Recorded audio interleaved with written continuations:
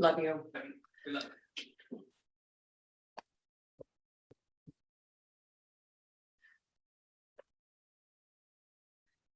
So is this going through Facebook as well, or? Yeah, we're on Facebook now. Okay, cool. All right. So sort out the technicals.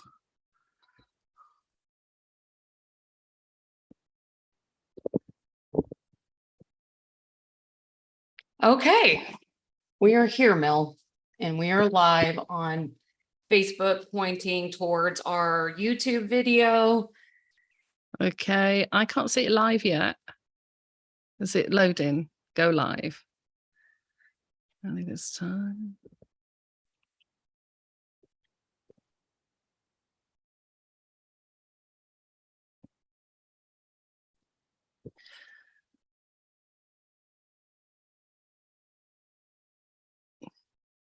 Where are these technical people? calling Jay Gabby. Help. Help. Come along, Jay Gabby, on a Sunday. Okay, so we how on. are you today, Miss Mel? Well, you know me. I'm always great apart from technical difficulties. I'm telling you, man. But you know, I have an excuse. I'm a 60s child. Well, I feel like I have an excuse because I grew up analog. So I'm Right. You mean desperately TVs have trying changed? so many things have changed. Okay. So another live webinar. Yeah, another live webinar. That is super exciting. So exciting. Oh, hi, Taya. can I just check technically? I haven't added a link on the YouTube, on the Facebook yet. Do I need to come out of it? I cannot. Okay. Hi, Taya. So anybody that's watching right now, I just want you to know that we have a stream going from Facebook to this YouTube because we couldn't figure out how to get people in. I couldn't figure out how to add Mel to it. It wasn't letting me. Cool. So at this point, we are trying to go ahead and get us started so that this is less confusing for our technically challenged selves. So we're getting there. We're nearly there. We're nearly there. We're nearly there. We're very excited to start this today. We are not going to make everybody wait the way last time. We're really working towards making this a little better. So, okay. So today we are going to be continuing this introduction to our workshop about break free and mastering your destiny.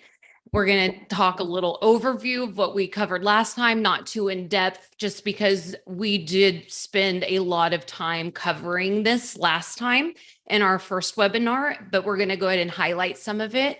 Highly recommend bringing a pen and some paper, preferably a journal or a notebook. That way you can keep it all together. There is a lot of information that we give, and the more information that we give, it's harder to retain. And we don't want anyone to feel overwhelmed going in deep for every subject if you're kind of stuck in one of those subjects. So let's see. Are you ready to get started, Miss Mel? You want a couple more minutes?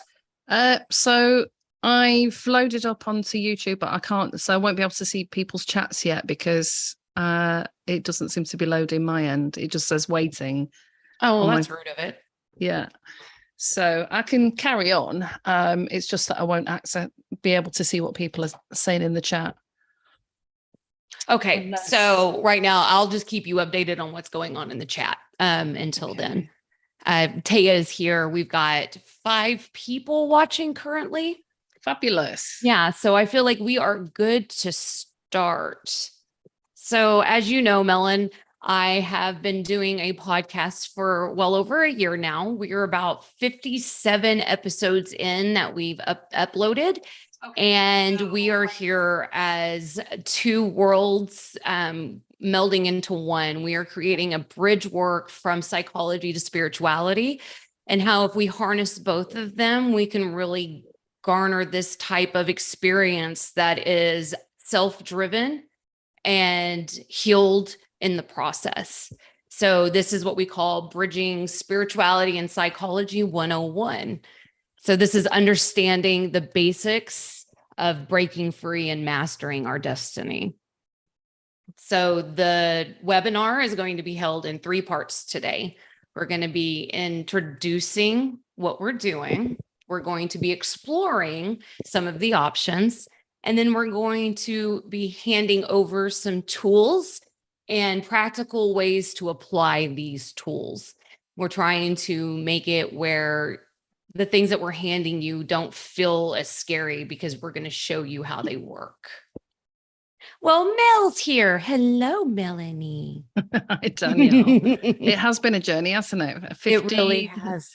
57, is it? We've done now the podcasts that are on the YouTube page. Which is a lot of episodes. It is a lot of episodes, yeah. And I was just really proud that we got to the final card in the Major Arcana a few weeks ago, didn't we? Yeah, and then it was kind of, we did that. We were able to take a little bit of a break for both of us and enjoy some space and revamp and get really curious about where our next steps are going to be. And we really were able to allow that opportunity to arise. And per the norm, when you allow yourself to go into flow state, the energies around you work in your favor. And Mel and I had a whole conversation yesterday that really opened the doors, some new things that we're going to be exploring in the next few months, weeks, years, who knows. And it was really nice that it just happened to be on the new moon. So I have very exciting stuff coming up. But for today, we are going to be focused on the next few things that we can do in order to prep us for the workshop on breaking free and mastering your destiny. Yeah, definitely. So it's okay. Yeah. Is this mine here? Are you wanting me to take this part? Yeah. Okay. So sorry.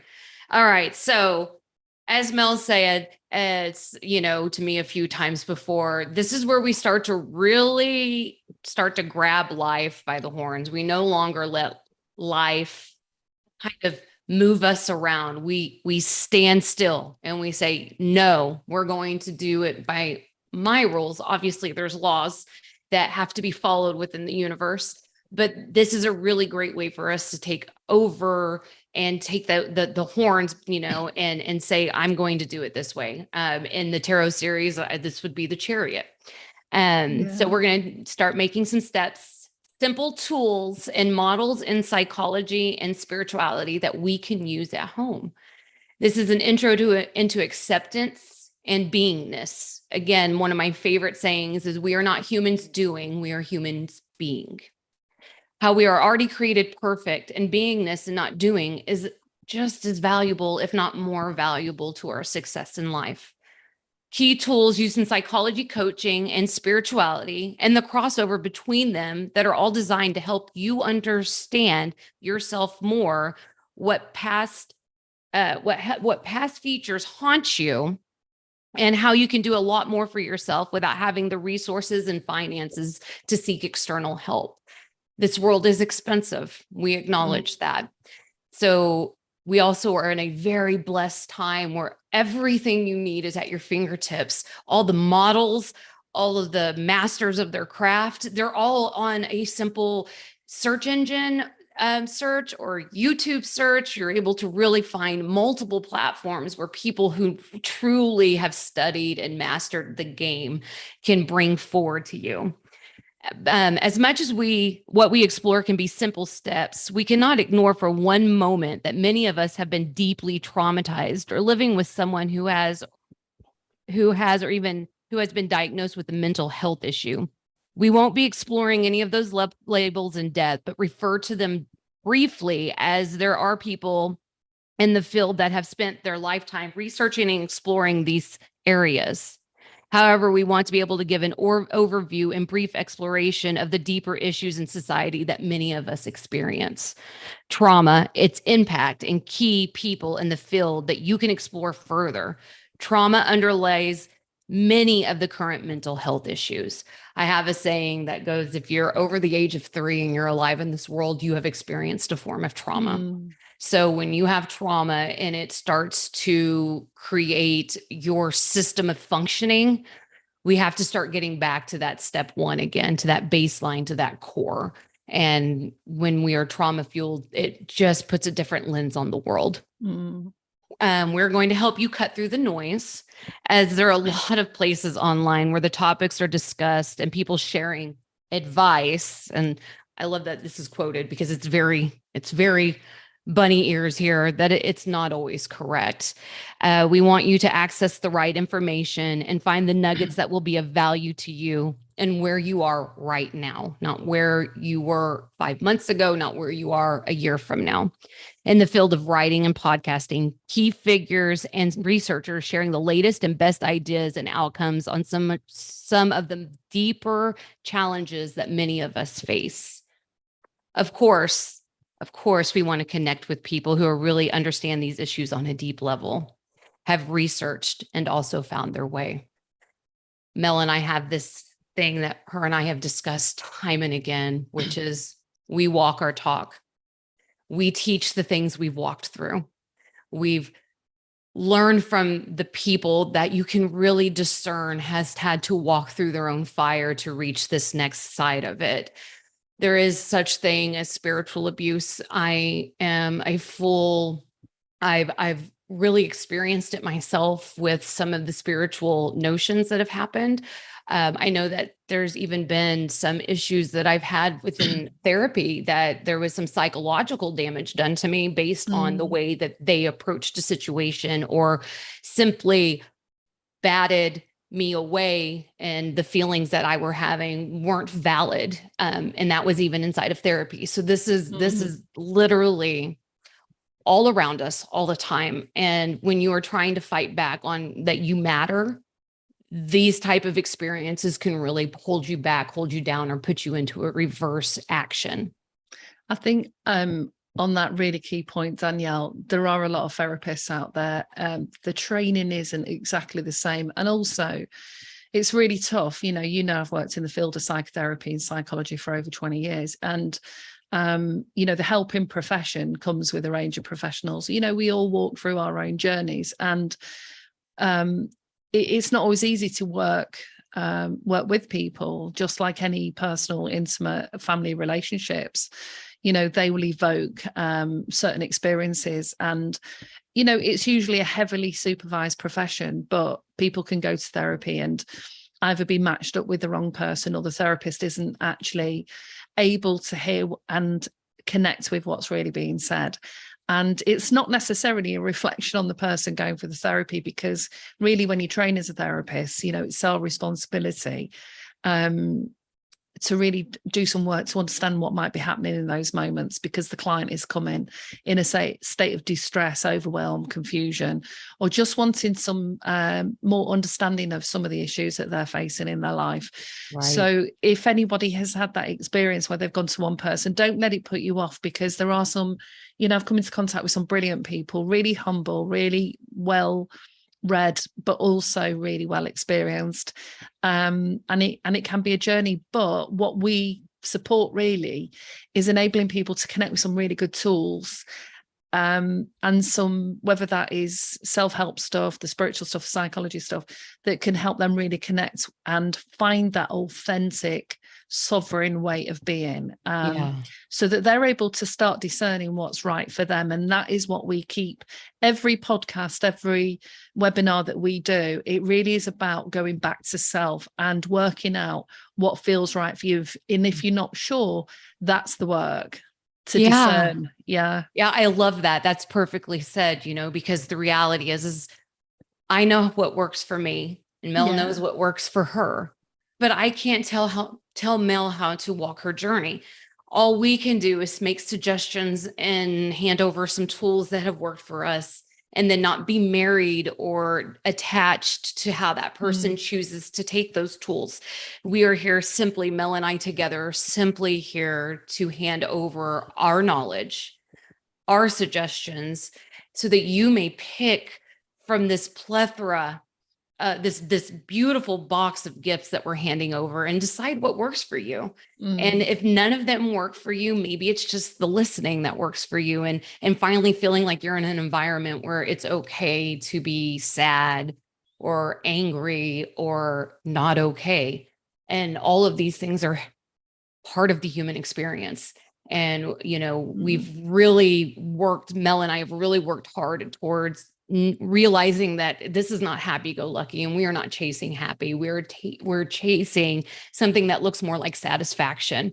And satisfaction isn't one line across the board. Satisfaction has some highs and some lows. So we are going to be handing over, just like last time, some links to writers and podcasters who are in the field of trauma and whose information helps us understand trauma and psychopathology, such as personality disorder, narcissism, psychopathology, sociopathology, as many people find themselves in relationships and come out of them very scarred.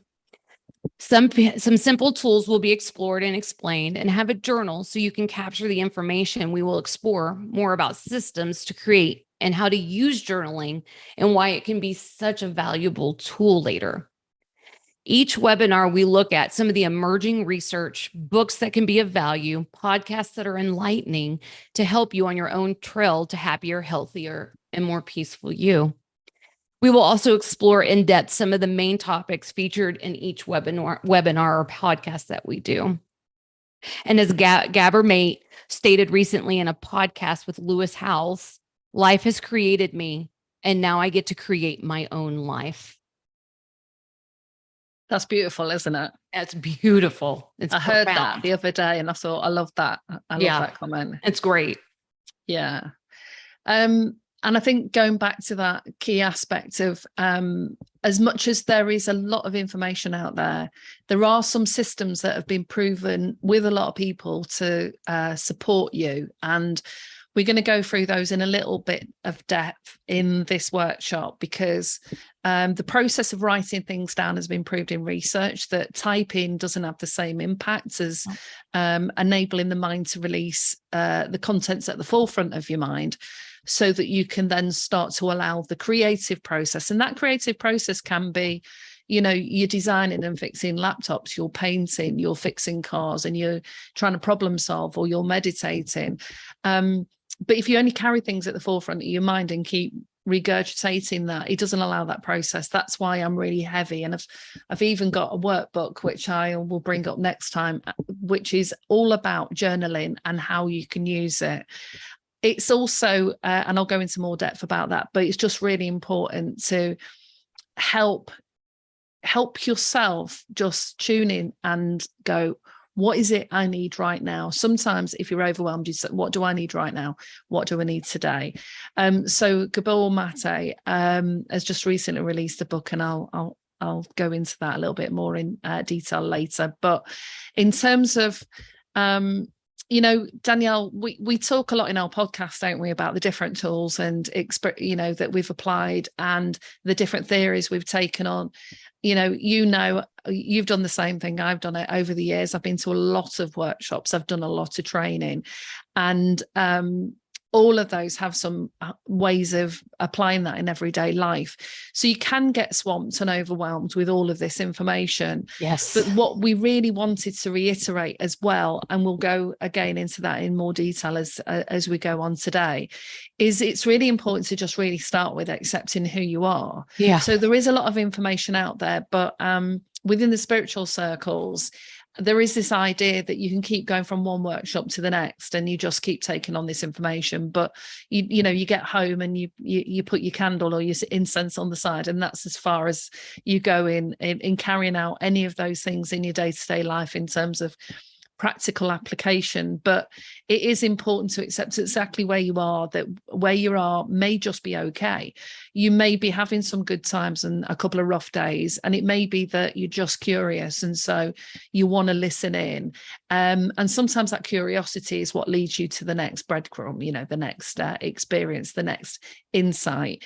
But if you're not happy a lot of the time, if you're getting into a lot of arguments, if you feel that things are off, if you're not satisfied, or you keep having this thought going around in your mind and it won't go no matter how much you change, then it may well be that you need to do something about it and put some create some practical steps. And that can start with just exploring some of the links that we share. We shared quite a lot of names in the first webinar for who are really good researchers, write a lot of really good stuff in the field, because as Danielle and I have talked offline as well, I come across a lot of information that is really just personal opinion.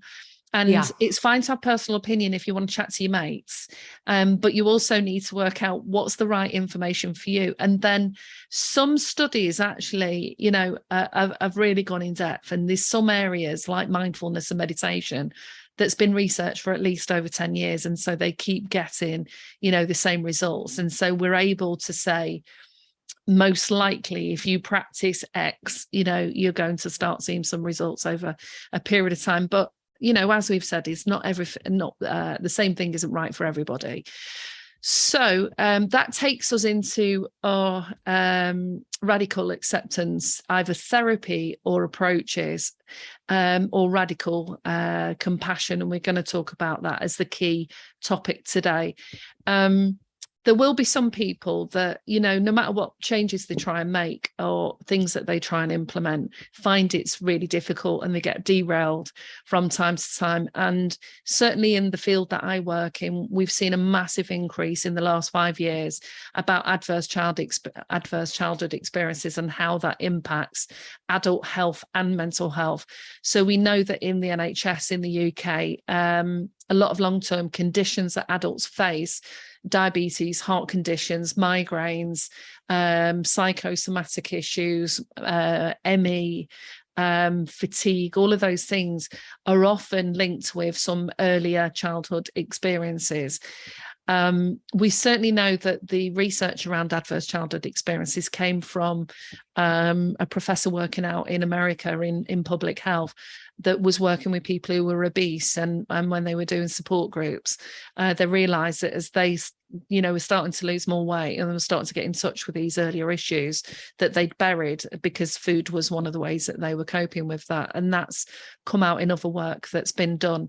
So there are a lot of people, and you're right, you know, anybody that's on this earth at the moment may have experienced some trauma to some degree, but our capacity to manage adverse life experiences, trauma, neglect, all of that will vary from child to child, because there's a lot of things you have to take into account. You know, you have risk factors and you have resilient factors. If you've got one substantial caregiver in your life, whether that is the lollipop man or your uncle, and it's not your immediate family, you can fare fairly well.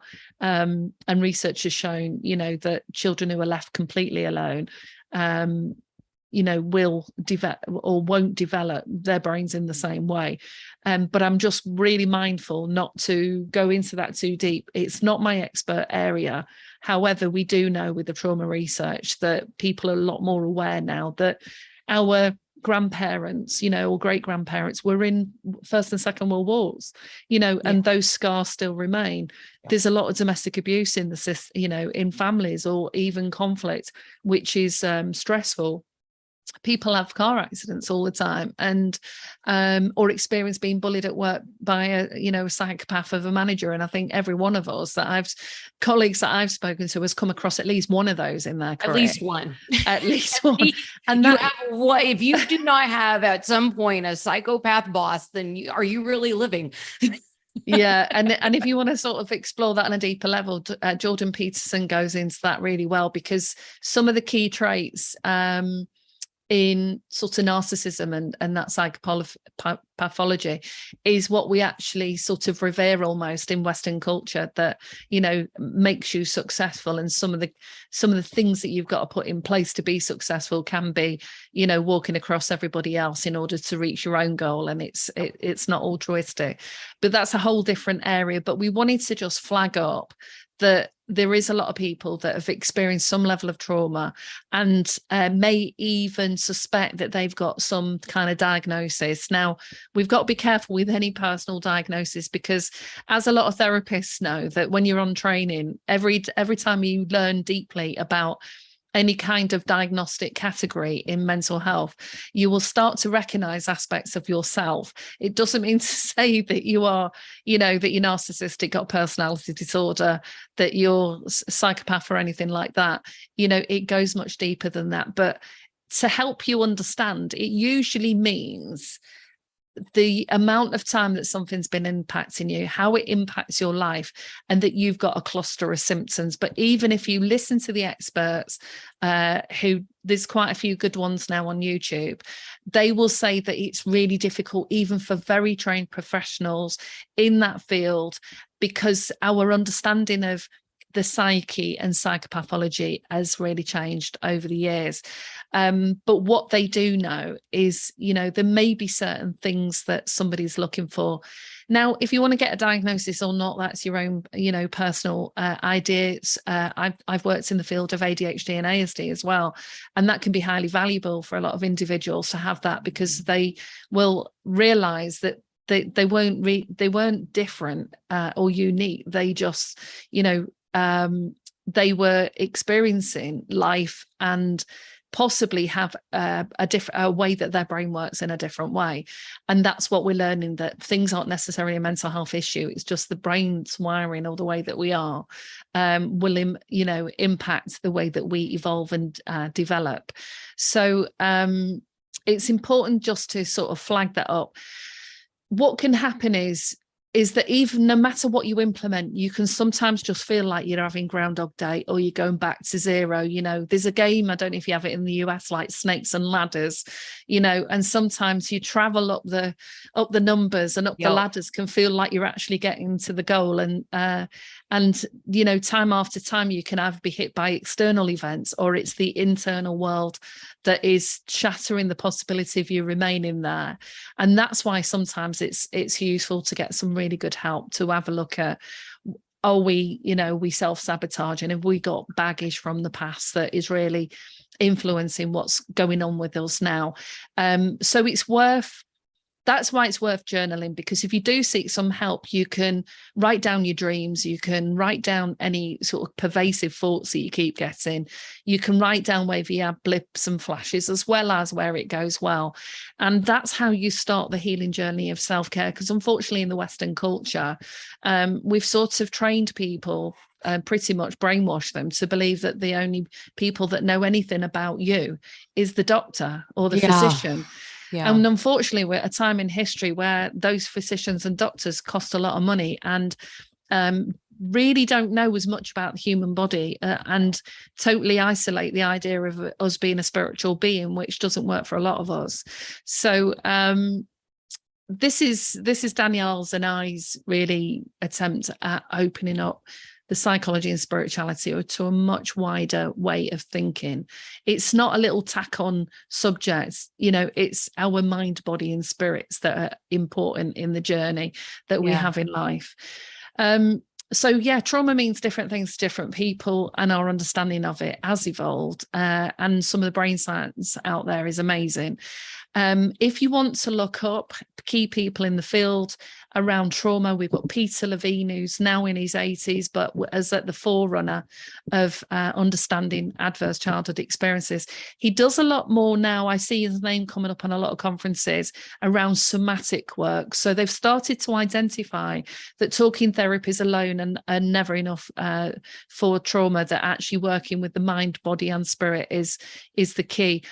Gabor Mate, who was on a Lewis Howells video that I watched on YouTube the other day, has recently been looking at something called, and he's wrote a book in it, I'll grab the name in a sec, Breaking Addiction and Why You Feel Lost in Life and How to Be Yourself.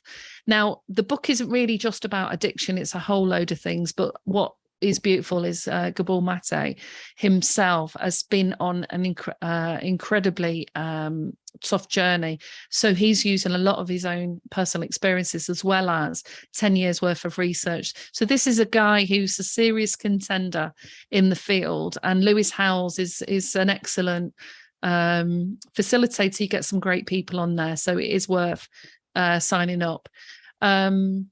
So some of those chats and links I know Danielle puts in there, but I think one of the other aspects we're looking at doing is possibly going to add some of these videos to our own YouTube page so that we can share where some of this really cool information is there, because it is a sea of information.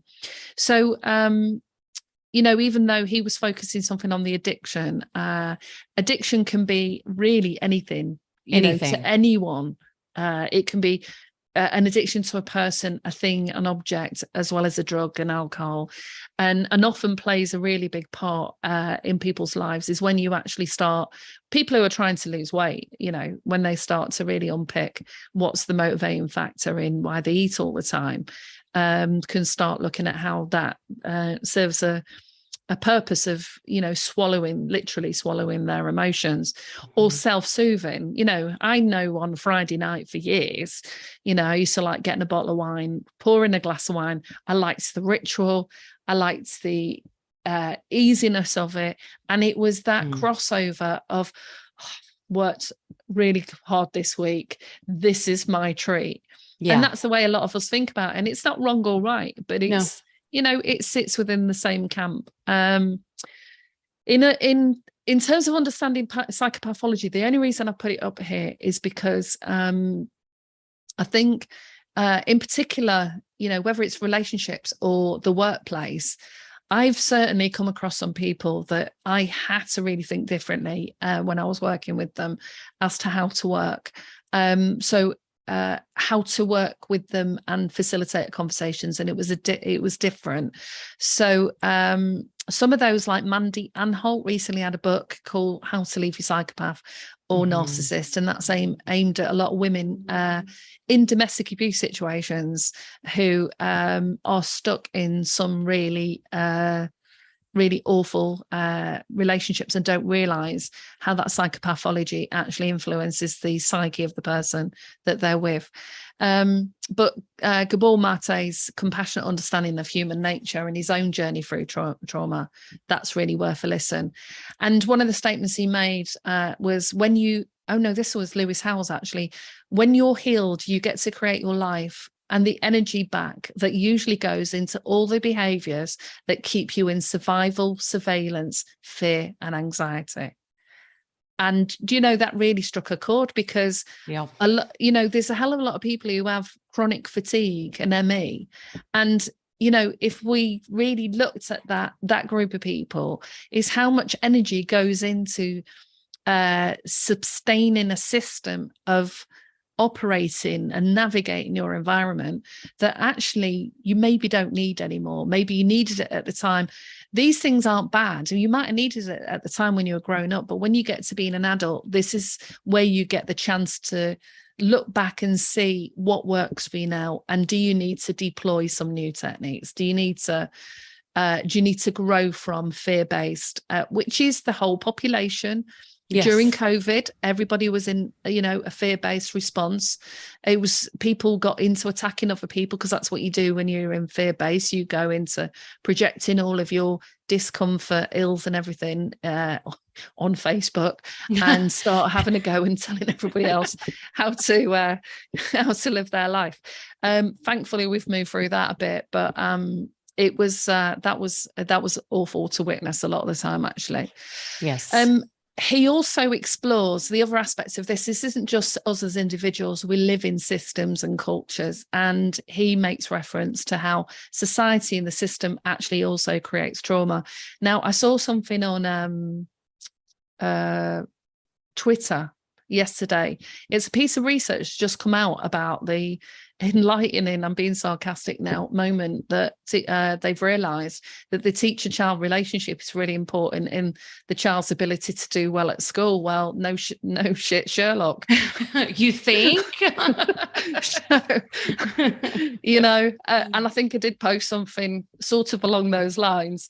And what he's referring to, you know, that we do still have massive gaps in the system, and I've worked in policy. The policies are created aren't all encompassing, and there's always somebody that doesn't fare as well. And so how do you move from survival, thriving and flourish when there are various levels of oppression that is pervasive and incredibly taxing? Now, oppression is often written about in, say, anti-racist theory, but it's not the only form of oppression. There will be levels of that in society. However, you know, not to negate the impacts of racism, especially the drip effects. Right. Some of the research coming through mental health saw how incredibly difficult that is for people to live with that on a continuous basis, and that will influence any longer term health issues. But he also said our capacity to heal is extraordinary, and healing is available to all of us.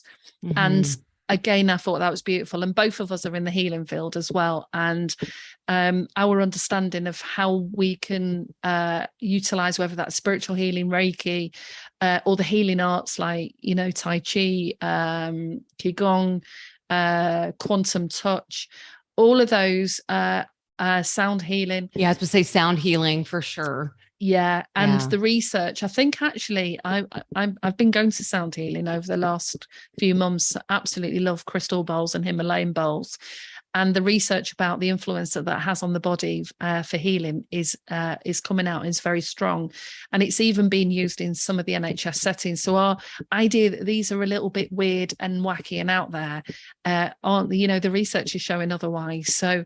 Well, at one point, the theory of in quantum entanglement was for the woo-woo spiritual group, right? Until they started proving that, you know, this is why I am a firm believer in the 7 Hermetic principles, because the further we get into the scientific exploration, the more we're starting to see proof of everything that the spiritualists have known all along.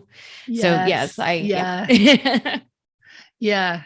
And you're, I think, going to do a podcast or one of the webinars and explore that, aren't you? Yeah. I actually think that we can break that series down into, I always tell people the Hermetic Principles is not an easy read. It's not a reader. It's really a study guide for the most part. And so there is a ton of information out there that breaks it down into what it looks like in day-to-day experiences. You know, as Mel was talking about earlier, the law of polarity really would fit in these clusters of, say, narcissism. Like maybe you hold a lot of these personality types or this type of things, but it doesn't make you a narcissist. Yeah. What it makes you is capable of being a narcissist, which we all are. The law of polarity will explain that to you. And, you know, just like everybody has the ability of being an empath. It's just the choices that we make every day kind of lead you down one side or the other side. And at what point does it become empathic and what point does it become narcissistic? You know, so that's kind of how that one of my favorite ones is the law of polarity and this dual world that we live in. Yeah. And you were just reminding me of a book I read years ago, because Stephen, what's his name? So Ali G's brother, basically, you know, who is an actor and did a series, and I can't remember the name of the films now. Someone may type that in a minute. His brother, Stephen, is a clinical psychologist, and his focus has been researching autism for years. And he wrote a book called The Empathy Quotient, which really was the starting process of demarcating the difference between where you are on the spectrum if you have autism and a psychopath. And the key difference is a classic. And I say classic if they've met the criteria. Psychopaths don't have empathy, whereas people with autism do. It may just be that it's different. And a lot of people in the helping field are high on the empathy scale, and there are people who get much lower on the empathy scale. So empathy is in different doses. But that's one of the traits of the classic narcissist, in terms of if they fit the clinical profile, there will be no empathy. Or There'd maybe be a teeny win bit. Yeah. Correct. Yeah. So, and we live in a society where we have TikTok diagnoses and, and so we have to be really careful there, unless you are in this field of study and that is your specific field of study. We do not have the authority to decide who's a narcissist. This is why I've been very clear when I say I am not diagnosing. I am saying that there is traits that are going on that match the traits of narcissism, empathic, things like that, because we can fit a lot of the stereotype, but most of us do have that choice. It's a very rare diagnosis and, for the population. And that's just because we all hold the traits, but very few of us actually lack the ability to hold empathy for another. We might have worked our way into believing we can't have empathy. However, for the most part, it is not. That is just not the case. So unless, so we'll have to be very careful when giving diagnoses. It's not necessarily the truth. I just want to point that out. So and try not diagnose anybody that because that's just always a mistake. But yes, I was just looking up on YouTube who is really good at explaining all the very subtle differences. Dr. Ramani, Ramani. And she's got a whole load of stuff on YouTube that's free, looking at the characteristics, traits, top questions to ask. There's some really good stuff on there. And she was really being able to pinpoint the differences between some of those overlapping diagnoses. However, this isn't a webinar or podcast on any of those things, because that is not my field of expertise at all. So we can talk at the depth that we know, and without the major studying that has to go behind a lot of this. It's huge. We have our fields of study. Mel and I have our field of study, and then we just bridge those fields of study together, and then we allow the others who have mastered that course to take the reins on that, and we just hand over the information from what we've learned, and then hand you that person that has done that studying. I think the key aspect is, if you're experiencing difficulties with somebody else and it's unfathomable, it can be that there's something else going on that means that no, whatever attempts you make, as I talked about with a manager and work colleagues, whatever attempts I made, the strategies that I had didn't work. So, and sometimes that's why it's useful to have a look at whether or not we need to understand in a different way about people. But going back to trauma, Gabor Mate's book, The Myth of Normal, explores trauma, illness and healing in a toxic culture, because our culture is fairly toxic, let alone the food and everything. But in terms of the way a lot of people are, and people won't get diagnosed, because if you don't think, if you've got a fairly big ego, you're not going to really think that you need to walk into a doctor's office. So it's usually people in prison that end up with a diagnosis. I do have a quick story that I will. This is how completely off kilter some of the people with those types of experiences have. As I was sitting with somebody, and their spouse walked in the door, and they were forced to do a psychology review. Their job required it because of the type of job they had, and in black and white is a narcissism diagnosis. And the diagnosed narcissist is denying the legitimacy of the psychiatrist who works for this federal company. So they have to have some type of skill set, that this was just completely inappropriate, wrong. And then they were being, what is that? The like target was on them. They were targeted to have this so that it would fit this agenda. And so, even if you have a diagnosis, even if you know for certain it's not going to matter. So it's time to move forward. What is it that you can do? What I understand that I might recognize narcissism in the person I'm living with or a friend of mine. However, there's nothing I can do about that. I cannot fix a person. So all I can do is take care of myself. How do I create a new boundary line and move forward on this? Again, we are talking about the possibility of the people around us, but at the end of the day, it is about us. It is about me and my journey. Not Mel's journey, because maybe Mel has harmed me, right? Now it is my job to create that boundary line. It's not her job to change. It's my job to change, because if I want her to change and I refuse to change, we're pretty much the same person at that point. Right. Yeah.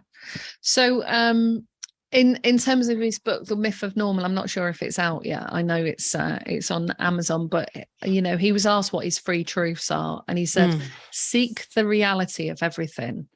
So if you feel like your reality is being distorted, you certainly got to start checking that out. Don't run away from your pain. And I think this, it may seem like a very simple sort of statement, but that was the way that many of us grow up, that you didn't, you didn't have your pain acknowledged and validated, and you just got on with it. And it's all worth it. Going through suffering can sometimes be, it is worth it, because it's actually worth being alive. And I think the key word there is alive and thriving, because if you're in pain and you're repressing it, you're ignoring it, or there's all sorts of factors like shame and humiliation and all the deeper aspects of things that really you might only take to a therapist because it's very hard to talk about. Well, that all takes energy to do that, and that will have an impact on your health. So when you start to let that stuff go, it can be really incredibly surprising as to how you can start to experience life in a new way. You can turn from black and white to color, or you can just, get a level of contrast you've not seen before. Correct. So, a couple of other people in the field, and I did some work and followed some of their research. Bruce Perry, I think he works in New York. He's got a book called What Happens to You, and he works a lot with families that were known to social services. And the other one that's comes up time and time again, especially in yoga circles now, about the body keeping score, which is Bessel van der Kolk. So I can send these to you later. So Lewis sort of ended that interview by stating, it helps you understand your pain and find solutions and reclaim your wholeness, so you can be in a state of peace in the world. And that's really, that resonates with our outcomes, doesn't it, Danielle? That's what we're looking to help people get to, is that state. Exactly. Because if you are in this survival mindset and you are really deep inside of your trauma, the world looks so different. And as a trauma survivor, I don't look at the world in the same way anymore. And even on those dark days, and even on the scary days, and even on the days where my whole world feels like it's flipped upside down, it's still a different lens, because I healed. And it's never a journey that's complete. The deeper it gets, sometimes it gets really icky still in there sometimes. And as Mel mentioned earlier, it sometimes feels like Groundhog Day. Like, haven't I been here before? Haven't I done this before? But if you take on the aspect of journaling or keeping track of it, you can look at that, like the timeline that we taught you last time. You can look back at it and say, yes, I might have been in this part of the spiral before, but look at all these tools I've acquired since then. So maybe it is the same type of lesson at a deeper level. However, I get to approach it differently. I get to acknowledge it differently, and I get to be curious about it instead of scared of it. Yeah. And so it really does. It means a lot to start healing yourself and healing through those traumas. So that's one of the reasons that we wanted to put together, we have put together a range of workshops, because, part of what works in therapy is creating a safe space for people. So it's not necessarily you need to do group therapy, and there are lots of groups out there, but it's creating a safe space so that people can share some of those insights and understandings, or even just learn how to use those tools well and use them in different ways. Because you can either get caught, if you're a perfectionist, of trying to perfect the actions, or if you're somebody that gives up easy because you haven't been encouraged to break through the, almost like the I always get that idea of a runner, when they get to that last 20 miles or something, and you have to break through, don't you? Have to break through that last bit to get to that. So we've got the workshop that is informing this webinar around, and we'll get some dates for that later on in the autumn. Break Free and Master Your Destiny, which is an accumulation of various tools, but it goes in deeper, and it's aimed at creating a really nice trustful group where people can share, and it's not live, so you're not exposing yourself. Exactly. And you're going to have the more one-on-one with Mel and I, who have really practiced and worked one-on-one with individuals on our way up to this point. Yeah. And we can really get some breakthrough moments for people that otherwise in these webinars we can't do, as it's for the general public. And we respect people's boundaries and what it is that they're comfortable with doing. And it's hard to be comfortable knowing that there's a potential of thousands to millions of people eventually seeing this. And that becomes, a little less open and a little more reserved. So yes. Yeah, exactly. And, there's a workshop about trauma and beyond. So again, it's not that we're going to really examine that, but we're going to examine what it means individually for people, what that means to them, and what they've applied so far, what works, and how they can move beyond that. Evolving spirituality. So, there's a space in which we want to create where people can really explore what that means to them. Because, like a lot of things, if you ask the question, everyone will have a different understanding of that. So how can you explore it, utilize it, but not get exploited to some degree by a lot of the nonsense that's out there? It is a billion-dollar it's billion-dollar business. Spirituality is a billion-dollar business. People are going to exploit it. This is where capitalism comes in. This is where people's ego come in. But the reality of it is spiritualism is all about yourself and what works for you. It's about stepping outside of the box to create your own journey. And at the end of the day, whatever that journey looks like, it could look like you washing cars, raising a family, being a dog walker. It could look like a guru. It can look like just about anything. There's not a limit. And that's the beauty of spirituality in this life path. Yeah. Yeah. And sadly, the field of yoga has had several people who've been raised up to guru status because, one of the dangers is that you put all your trust and think that person is all knowing and all being, but, we're all human and everybody's got an ego, and people come into those situations for all sorts of reasons. So it's even more important to be discerning in those environments. Right. And there are a lot more yoga teachers now who have become yoga informed and be more aware of how we interact with people on a very intimate level when we're teaching yoga. You get enough people abused inside of a system that will start counterbalancing for us. And that's just how it works. So I like to see that people, and I will say this, one of the first lessons I learned was everyone has an agenda. Let's just be aware consciously of ours. Mel and I have an agenda. I have my own agenda. Mel has an agenda, and together we have an agenda. We're just very consciously aware of what that agenda is so that we don't skew the lines between what that agenda looks like and our ego coming forward and deciding what that agenda is now going to be. So be very aware, and this falls in discernment. Be aware not only of your agenda, be aware that everybody else has an agenda. It's not for paranoia. This is for us to be consciously aware. And the more consciously we're aware of our path and the things that are going to come along our path, the easier it is to discern, trust, create boundaries, do all of the things that we need to do to be successful in this world. Yeah. So I think I'm handing over to you. That just gives us an idea of kind of what underlies some of the ways that people can move forward in their life, but sometimes some of the things that can trip them up as some of the issues that either they need to face or that's coming up for them now. We certainly know when we've looked at the moons, the new moon and full moon series, when we've been doing those podcasts, that there are particular points in time where we are influenced by the planetary activities will influence our star sign in a particular way, even in a very general level, just as we're influenced by the electromagnetic field and all the pulses coming from all the gadgets that we have. It influences our beingness just the same as we walk in a room. And if there's loads of antagonistic people, we're going to really struggle to feel all loving and warm, Right. And that might be a highly evolved path, but we're going to feel it. And so it's being aware of that. It's being aware of anything can influence us at any stage, and that really emotions are transitionary.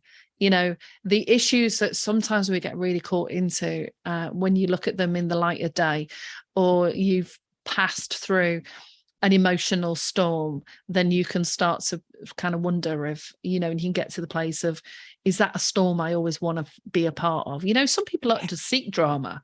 Some people love the rucks and the conflict. And they do, because then what I've learned, and I've surrounded myself with a lot of bad people for a very long time. And I guess bad's not the correct word. A lot of people that were just not aware of self or wanted to create the drama to avoid becoming aware of self.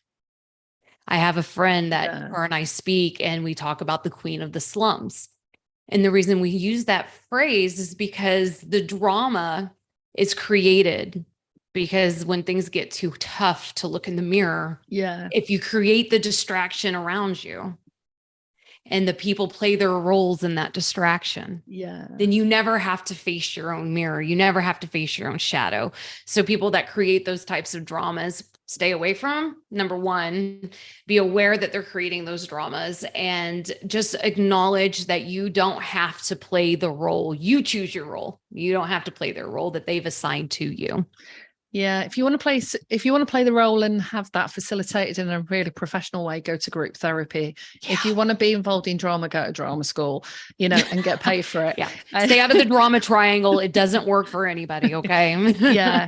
Which is where, if you want to save the world, realize that that's just another ego thing. But that's all conversations in different topics, isn't it? Yes. Okay, guys. So after this ends, you are going to see our first webinar pop up for us. I've learned new things since our first webinar, so I was able to attach that to it. So whenever you guys are finished with this and you would like a review or a revamp, it also has timestamps on it so that you can easily get to where you're going. This will have timestamps once it is uploaded fully. I'll come back in and make sure timestamps are correct on it. So it's just an overview of, again, I'm not going to get too far into it. We really went into detail this last time. So it's just some journaling timeline work. It also covers a cycle of change, well-being will, or also known as the coaching will. And it allows you to kind of start putting an understanding to some psychological terms that could feel far out of reach. We also have a meditation that is on there that on the feedback, people really enjoyed having the grounding feeling of that meditation. So that's timestamped as well for you. Anything that you want to use, it is there. You're going to have the names that we listed in the live. So, let's see. Oh, Mel, can I ask you to put your website in the comment section and pin it to the top for me? Mel has been really working hard before her and I even met, years and years of cultivating a community, cultivating understanding, trying to get different pieces between psychology and spirituality and up and out there for others to watch, see. And she's got some blogs about it. She's got a few Facebook pages that are aimed at different techniques, and then she's also got her website. So absolutely, I recommend getting on there. So this week we are going to continue with Spirituality and Psychology 101, where we continue to explore what breaking free and designing or mastering our destiny actually means. So we're talking about breaking free from the things that hold us back. And one of my favorite lessons I've ever learned in this was the lesson of Ganesh. And if you don't know who Ganesh is, I recommend looking him up. He's an elephant god, and he helps you clear any obstacles in your path. And one of my favorite stories is, for whatever reason, I felt the need to take my statue of Ganesh and move it to my bathroom.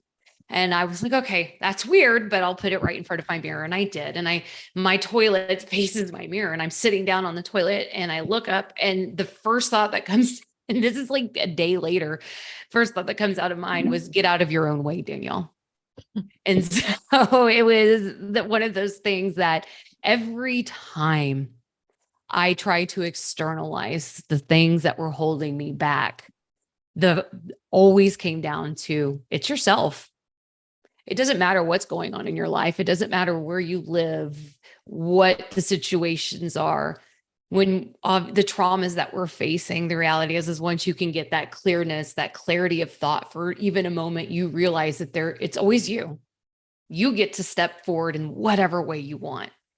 We're going to be learning how to break old patterns and cycles. What once worked for us, I call it the dirty fuel.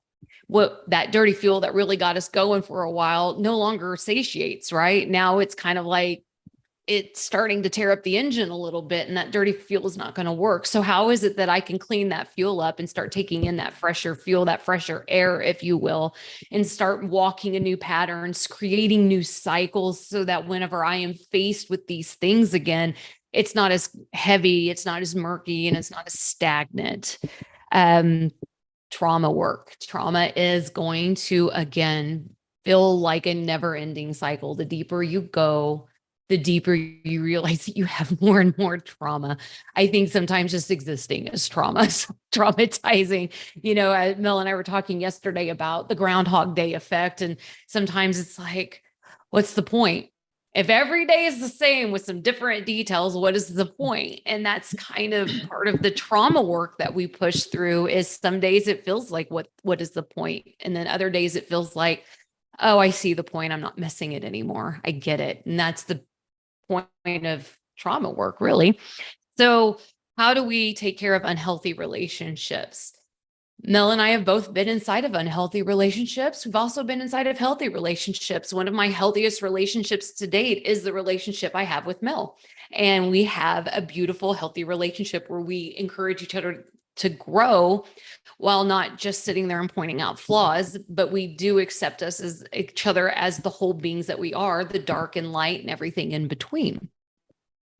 How do we master anything when we feel unhappy? Right? So we've got to figure out what it is that happiness actually means to us. What are we actually chasing? Is it happiness? Is that something that we can hold on to 100% of the time? How do I accept that maybe I'm not happy? We'll go into that. Anxiety, depression, and mental health issues.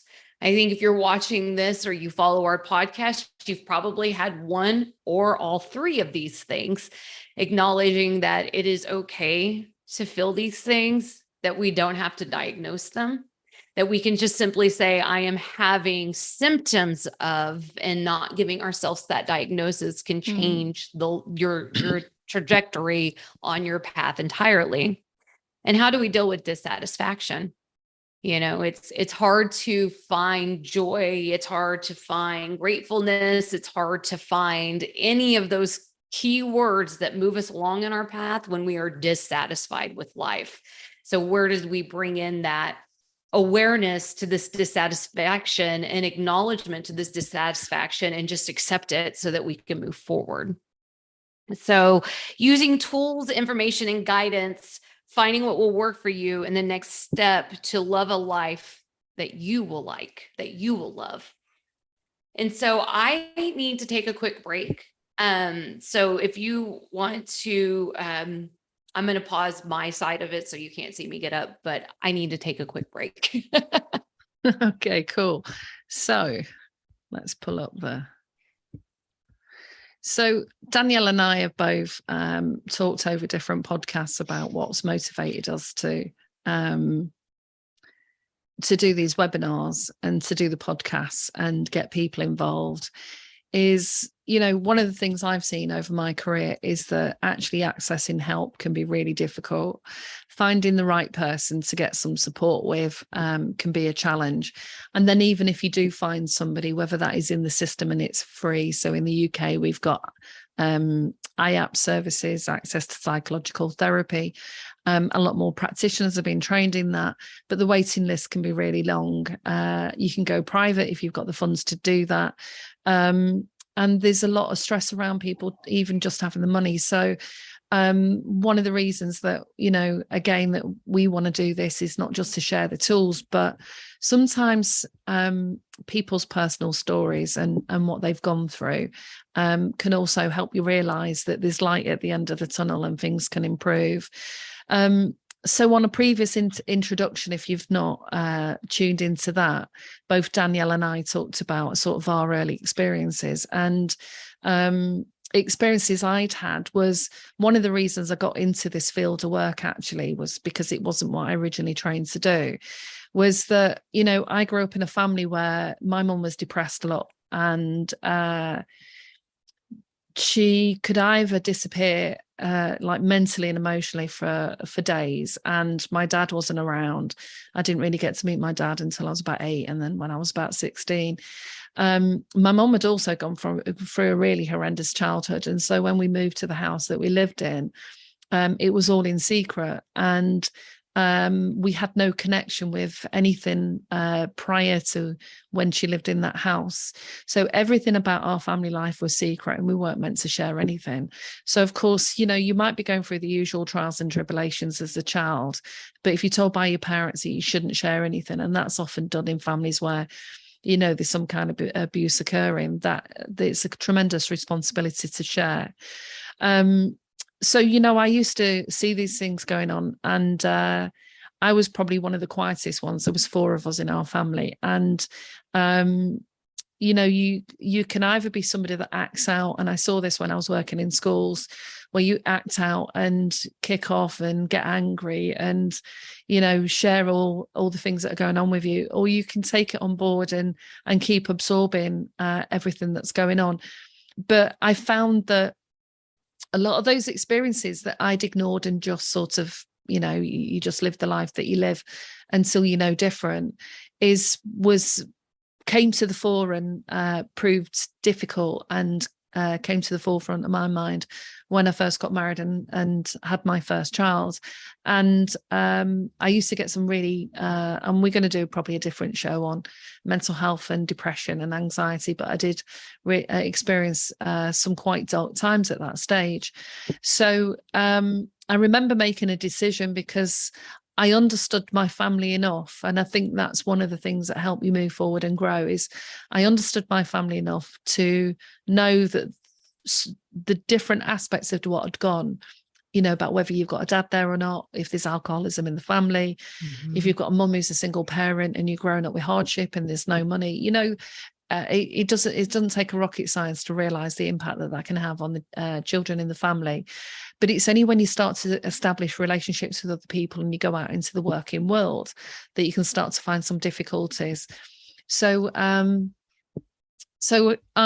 remember getting to a stage after having my second son of thinking, right, I want to do some voluntary work and help some people. And I think the first role that I got, I was working in the Samaritans, and looking back, it was probably the opposite way around to how you want to start your life in psychology, really, because it was the heavy end, you know, people who were very distressed, who were suicidal or just really struggled to experience the overwhelm that they were feeling, and they were reaching out for help.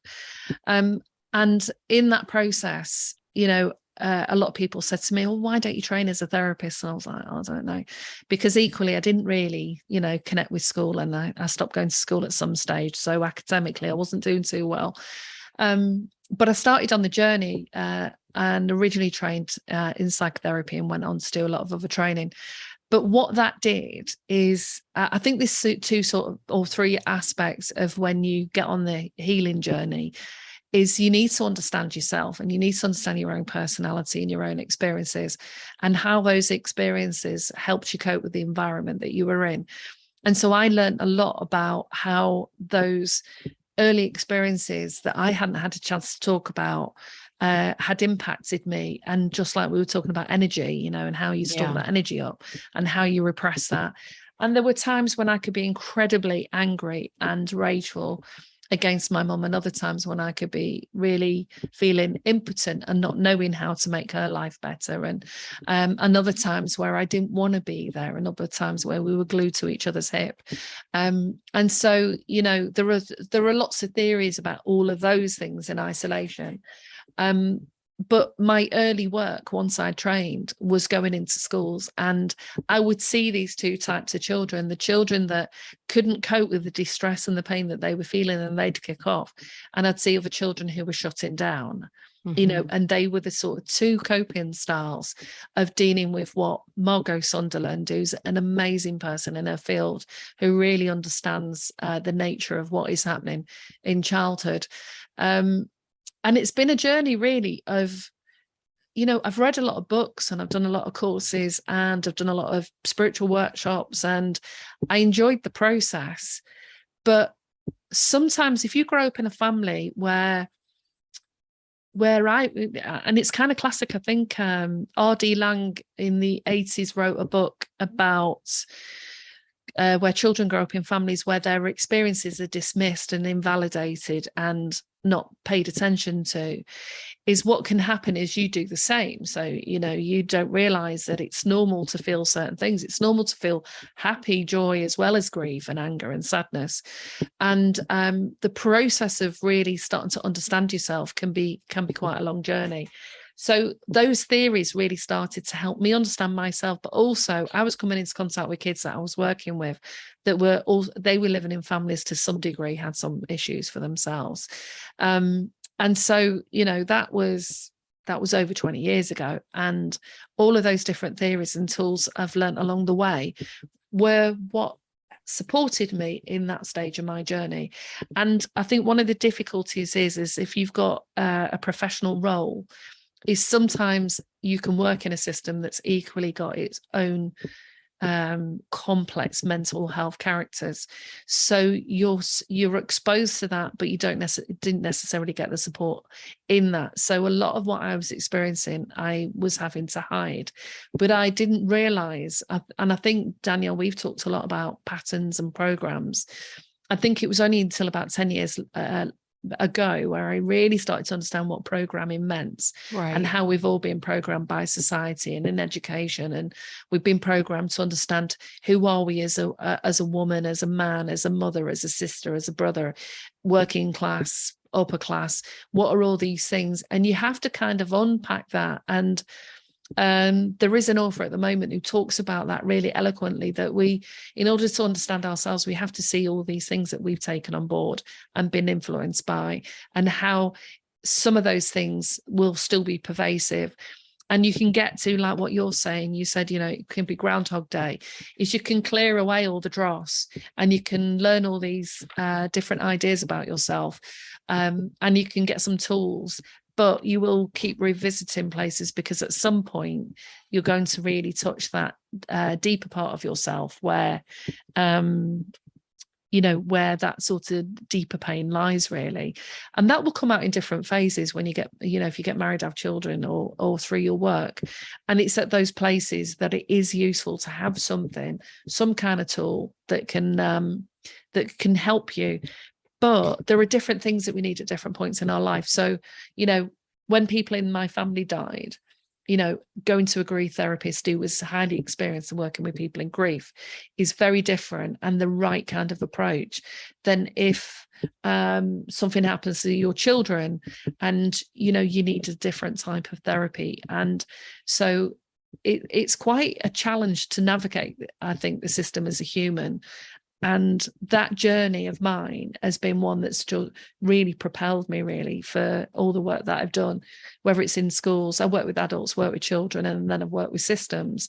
So that's a sort of snapshot. And I think what we're covering today in a little while in terms of acceptance and commitment therapy is the kind of stage you can get to eventually where you realize that you're still going to feel stuff. You're still going to have things coming up. You're still going to feel this range of emotions. You never get to this place of nirvana or enlightenment and not feel that stuff anymore. So, that's what a kind of really key realization in terms of being human. And we're going to explore that more in a minute. But I need to pass to you because I've got this incredibly tickly cough, and I'd be interested to hear from you, Danielle. Got to mute it for a minute. Yeah. So I'm going to start pushing through. I'm noticing that we are a little over an hour in and have a lot to cover still. So for me, I grew up in a household that if you could pick the trauma or the form of abuse, I had it. It was a very violent home. I grew up with a home where I had a neglectful, I felt abandoned by my mother in an emotional sense. I was blamed for any type of violence that went my way. I was sexually abused. I was what most would consider the black sheep of the family, meaning that if there was going to be a punishment, it was directed at me. I had a lot of mental abuse through the bullying of my dad. He would kind of my brother's younger than me. We don't blame children. We are conditioned as children, and he would do things like pay my brother to help in the push towards making me feel like less than a human. There was a lot of the physical abuse was the most, but the mental and emotional abuse took probably the most toll on me. So as I became an adult and got out of the house, I lived in a very strict household. There was no boundaries. There was, if I created a boundary, it would have been trampled on. So I had no idea that boundaries could be respected or even created. And so when I graduated and immediately moved out of my house, because it was not a home anybody wanted to live in, I kind of spun out almost immediately. I didn't know what to do with all of this freedom. I didn't know how to create a life that was my own because I had been told how to live my life my entire life. So I had my first round of depression, like true depression, about 18 years of age. And from that point forward, being an intelligent human being, I knew that I needed to do something. So I began to see a therapist, and it really helped with the sexual abuse that I had faced. And but at the time, that being the biggest picture for me, I didn't know of all of these little more subtle energies that were moving through me and creating a conditioning on my life path that I was not aware of at all. There was a lot of anger on my journey. There was a lot of I've always been communicative, but I've always felt shut down in communication. So I've really been careful of how I've communicated, which then led me leading more, even more of a bitter experience, even more anger moving itself forward. So, as I became an adult, I got some therapeutic help. I thought, okay, here I am. This is the best it gets. And then I went through another round of depression. I actually faced adult bullying where there was some online things that were happening. It was very interesting as I look back at this in a hindsight, how much I actually allowed because of my trauma response to the world and not knowing that boundaries could exist. That rising above didn't mean accepting things for for the way people were, that I could literally not be a part of this and move forward and possibly not take in everything that people were saying about me or doing to me. So that created another really deep depression for me, where I began having suicidal thoughts. I started making plans. I started, what is that word when you start to, romanticizing? I almost started romanticizing, suicide. What's the point of this life kind of experience, and how beautiful it would be to end my life and start the next journey for myself. I just kicked my Facebook Live. And so, with that being said, the final kind of blow for me was my mom passing away. And she, because of the family experience we've had, she was raising three children that didn't belong to her and had adopted them. And so when she passed, we took on these children. And the grieving of a mother that you haven't fully forgiven is very confusing in its own right. And then on top of that, raising three children that others in your family have literally just walked you away from you. There was no support. And that was it. I was at my breaking point. And thank God I hit my breaking point, because in that breaking point was when I realized I had some strength. Is when I started realizing that there's not anybody that's going to save me but myself. And every time I leaned into somebody, they were just going to fail me. So how about I start leaning into myself and start really discovering who I am? And I had this beautiful, what I'm calling a massive spiritual awakening, because in that spiritual awakening, I found me. And all of those times I disassociated as a child, all of those times I didn't create a boundary that was well-deserved, all of those things that at one point felt selfish became the most selfless acts of courage that I ever had. And without this journey of trauma, I would never have found my way to the purity of what can, when everything else in life fails you through psychotherapy, through, other people, relationships, it doesn't matter. You can insert whatever external thing it is, it's going to fail at some point. And all you have is self left. Is when the hope comes in. And that's when you start really having faith. And if you can't have faith in anything else, you have faith in yourself, correct? And so I started having faith in myself. And I started researching and I started really looking into things. And I really was trying to find my path. And I realized quite quickly that I didn't fit into anybody's box. I wasn't going to fit into spiritual boxes. I wasn't going to fit into psychology boxes. I wasn't going to fit into this box. And so I created my own path. And on that path, I realized how good I am at what I do and how many people were receiving beneficial advice from me that maybe not all the time I could take for myself, but I was learning to take for myself. And then I came across Mel one day, and we talk about it in that first webinar. I come across Mel one day, and boom, it's like we both had this similar idea that we could really create something amazing. And during this, not only were we help creating a community that's healing themselves, but on our journey, we are healing ourselves. We are not coming across this in any way, shape, or form saying, I am healed, I'm a guru, there is no harm done to me. I live in the real world. I live in a world where I'm raising a lot of children. I am blossoming a career. I am creating a sacred union with my husband. I have friendships that I would never have had I continued being blind to the path, being blind to who I am and the power that I have, which is why empowerment for me is one of the biggest steps to take in our spiritual journey. Empower yourself, empower your life is a very valid statement in my world. So the reason that I am so passionate about what I'm doing is I have come down to the core of who I am. And I have been breaking myself free almost daily, creating new patterns, creating new cycles, recognizing the stagnation in the world, recognizing where I am part of the problem, recognizing where, like Mel said, ego lies. Can I save the world? Nope, I cannot. But I can save myself. And in turn, that helps others see that they can do the same. That then turns, it's the ripple effect. right? You throw a pebble and it begins to ripple out. And the moment I learned that, the moment I started healing myself, the more I realized that people around me were starting to heal themselves, because now I've become the leader of what it is that's going on. And it's not because I've set myself in the leadership position. It's because I've become the natural lighthouse to others who are desperate for the same thing. And so all we've done at this point is start to create a community that says, by the way, you are more than capable, even on the days you don't think you are, even on the days that you spin all the way out and you're wind up back in bed asking the question, why, about life, why me? You start to really find that strength and that courage again.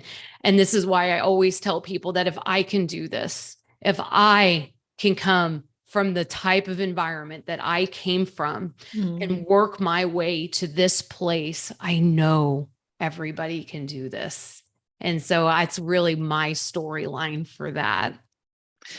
Thank you for that, Danielle. And I think the other aspects of this is sometimes, you've cracked through so many aspects of your journey. I know Danielle puts in the work, because the conversations that we have, is that she really makes that effort to improve her life, but for the life of everyone else around her, the kids that she has and her husband and her friends.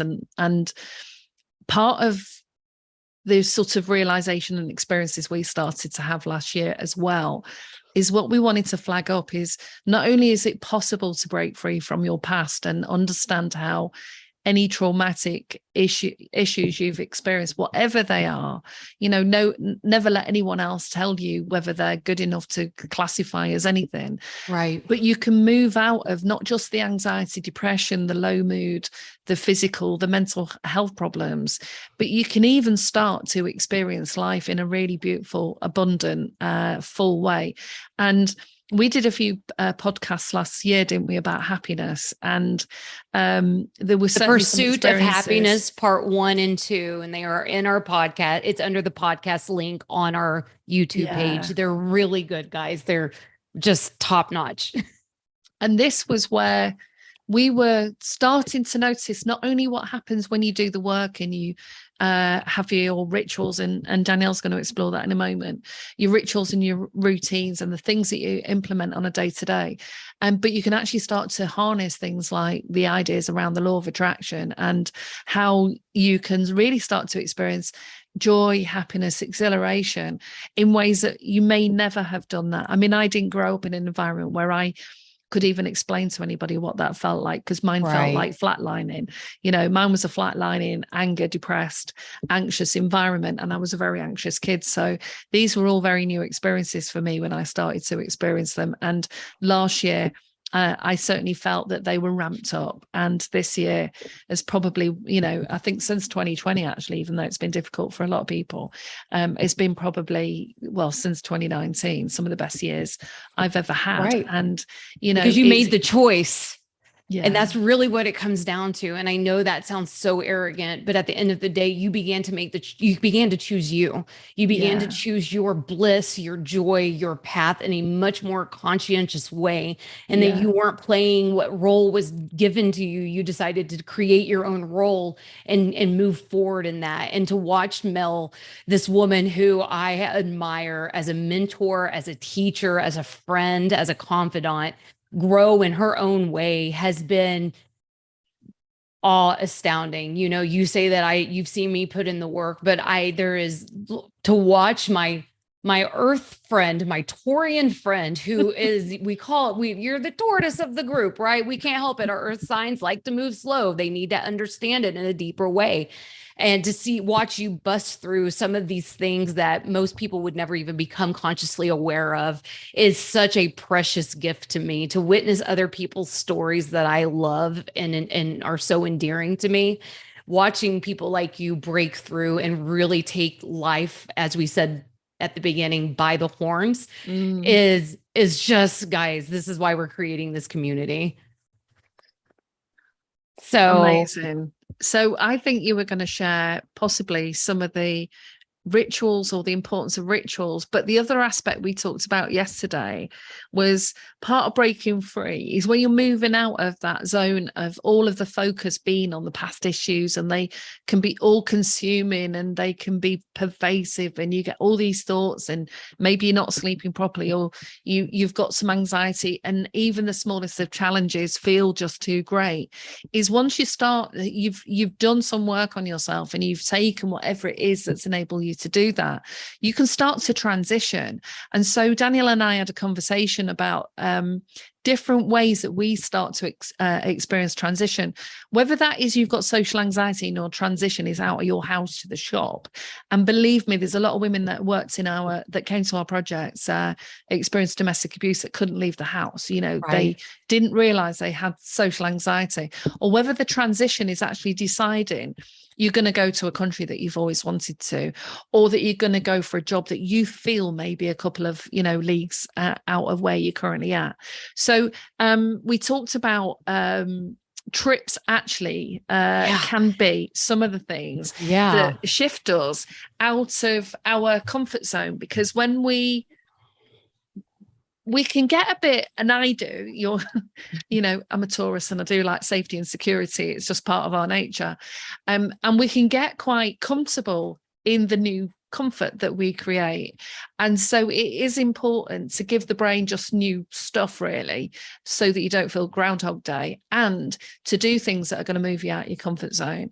And certainly, I think this is probably applicable to way more people now since 2020 and 2021, where they were in the houses all the time. Yeah. So you were sharing with me about a trip that you'd always wanted to go on yesterday, and about what transitions came up for you. Yeah. That we thought might be a nice thing to share. Yeah. So, and me, I always like to connect this metaphorical dot, if you will. And Mel and I have talked several times about you just entered a new cycle. If you go through our podcast on the major arcana, you're going to see that at the end of the cycle, you are starting fresh, you're starting anew, and you've created this new world for yourself. And although things look familiar, they're not familiar. So how do you steady yourself in unfamiliar territory? And then yesterday, Mel and I are having this conversation about a recent trip that I've taken. And on this trip, I had a lot of, for the first time in a long time, my husband and I didn't have all of the responsibility of the world. And lo and behold, when you are in a moment of freedom, some of those things start coming up. Oh my God, I am in this no responsibility zone, in this tropical paradise with the man of my dreams, having this beautiful experience, but I keep crying. I keep being upset about things. I'm happy. I am smiling, but the tears are running down my face because I am in new territory. And I had the person next to me that says, it's okay for you to feel this way. It's okay for you to be both happy and sad in the same moment. But my favorite story that really ties this in is there was a grocery store right by where we were. And this grocery store was a self-checkout grocery store. And my husband and I look at each other and we're like, oh, I don't feel comfortable doing self-checkout, because although every one of us has probably done a self-checkout before at our local grocery store, it's in our native language and our native coins, right? Whatever that is for you. And so it becomes almost a thoughtless act. But when you're in new territory, in a new country where you don't speak the language, where you don't understand the currency, that then becomes frightening. Now you're overwhelmed. What if I get up there and don't know what I'm doing, and I hold up the line and I can't get things paid because I can't understand the language, and people are becoming irritated because I've pulled up my Google Translate and it's not working properly because I don't have self-service right here very much. Now you understand the new territory. It looks familiar. I recognize that this is a grocery store. It has fruits and vegetables in it and all the things that I normally like. It's just in a different language I don't speak. Interesting. Okay. Now, if I go up to this place and it looks familiar, it has the same conveyor belt that the one that I use has. It has the same screen that the one at home I use, but it's different. So now I'm overwhelmed. how do I accept this? How do I move forward with this? Well, we opted for, because we were staying for a short amount of time, to not go that way, to not do the self checkout. Now, if I was staying there longer, I know that that would be something I would be curious enough about to learn.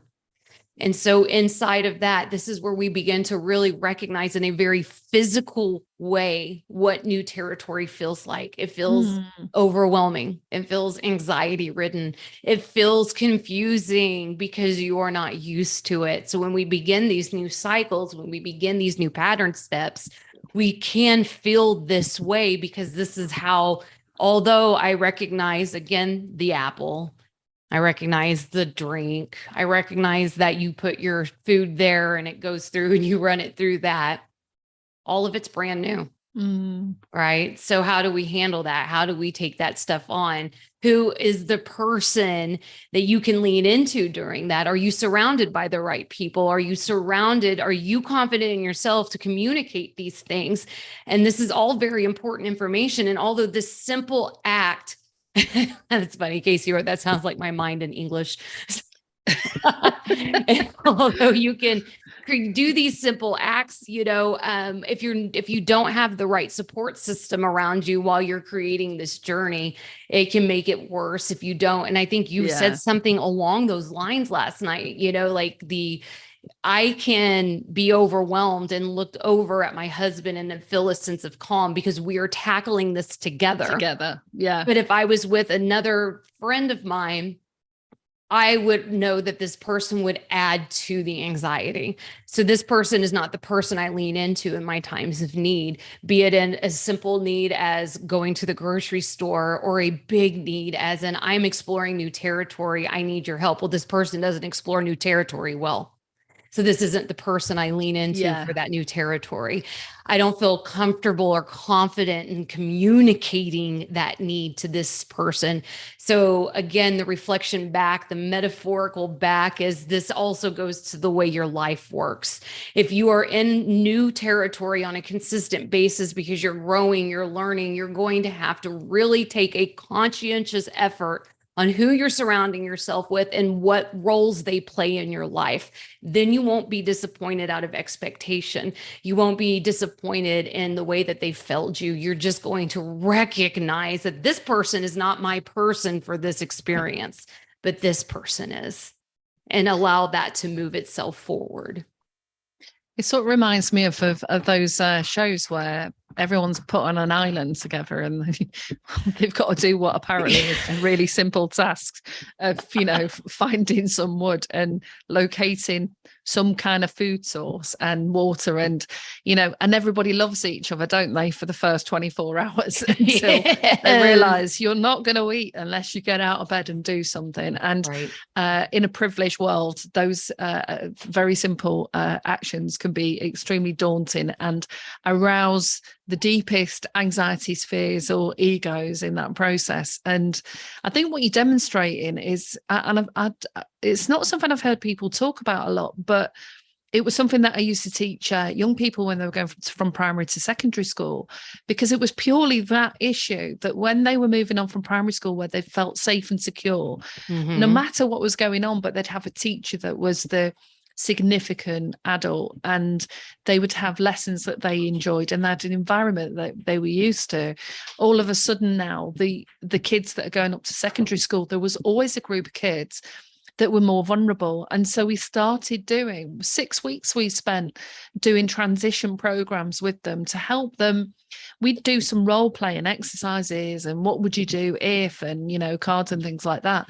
And and often we can feel under pressure that you've gone to a beautiful country and you want to come back and go, hey, yeah, the beach was great and this was great and that. But actually navigating, as you say, some very simple things like going to the shop and buying some stuff can be extremely daunting. And you've identified really nicely that, if you've got people around you, if you're going on a trip, you've got people around you, you need to know that you're either able to express yourself and that's heard and they support you while you navigate that space, or that it's going to lead to both of you having arguments. Because what's the one thing that happens a lot when couples go on trips is there can be a lot of arguments because not taking into account your own soft spots. We're not even talking about trauma at the moment. We're just talking about the basic soft spots. Yeah.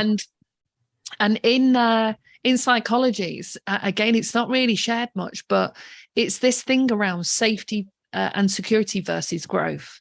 Yep. And in research, they talk about what you were saying is you don't even think about this stuff. You go to the shop and you go and do what you do every day without having to really pay it. You take your money and you go and get your stuff.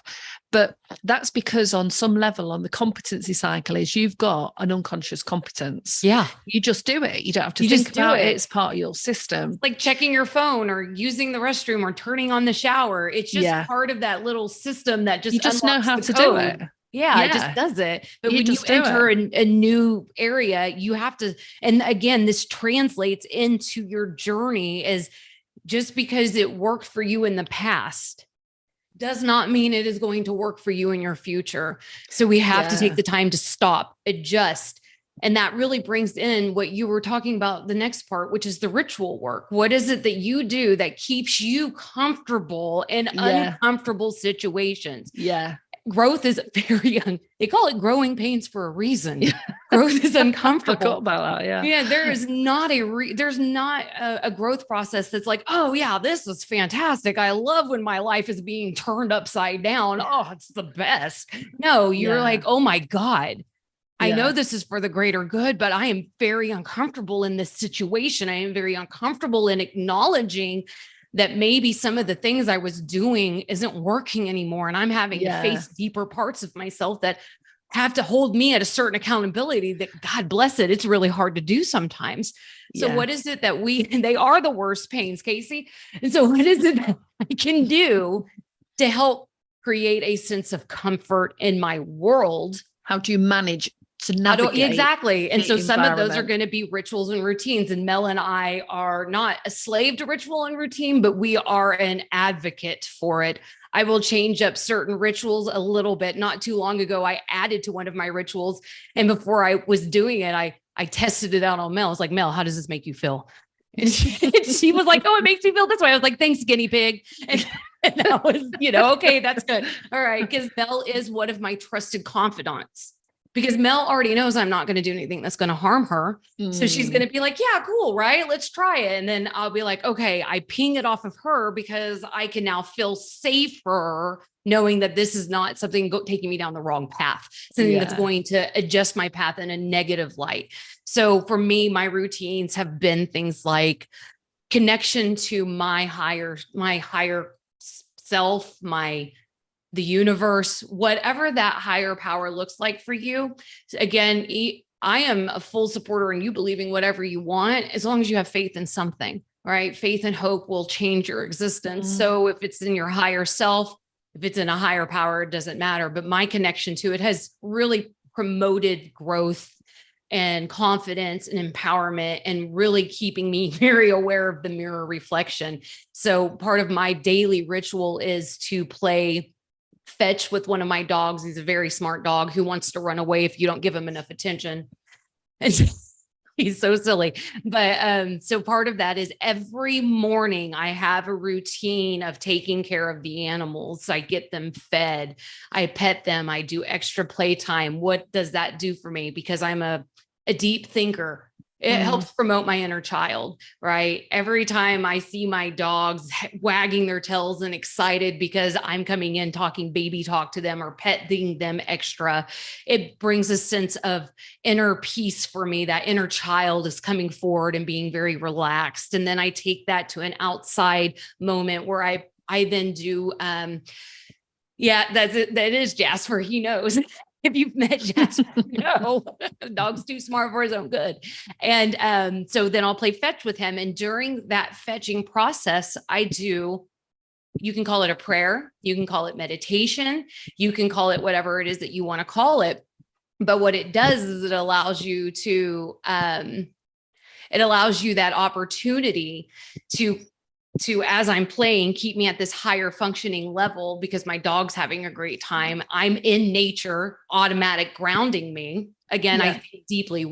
Everything I do has a why behind it. And then I start throwing. And as I do it, I call in, I ask for, I bless this. And then by the end of it, I'm in a different zone energetically, because I'm not this, it used to take me like 4 hours to wake up, this groggy zombie trying to make my way through the world with a cup of coffee on my, under my belt. This time I'm doing it before I even drink my coffee, so that when I'm already waking up, I've got Mother Nature surrounding me. I have the birds chirping. I'm thanking the sky for opening up for me that day. And then when I go and take my shower, I just do it to clear. And that's part of my routine, because now I feel like neural pathways or not, doesn't matter. It's how you feel. The placebo effect is very real.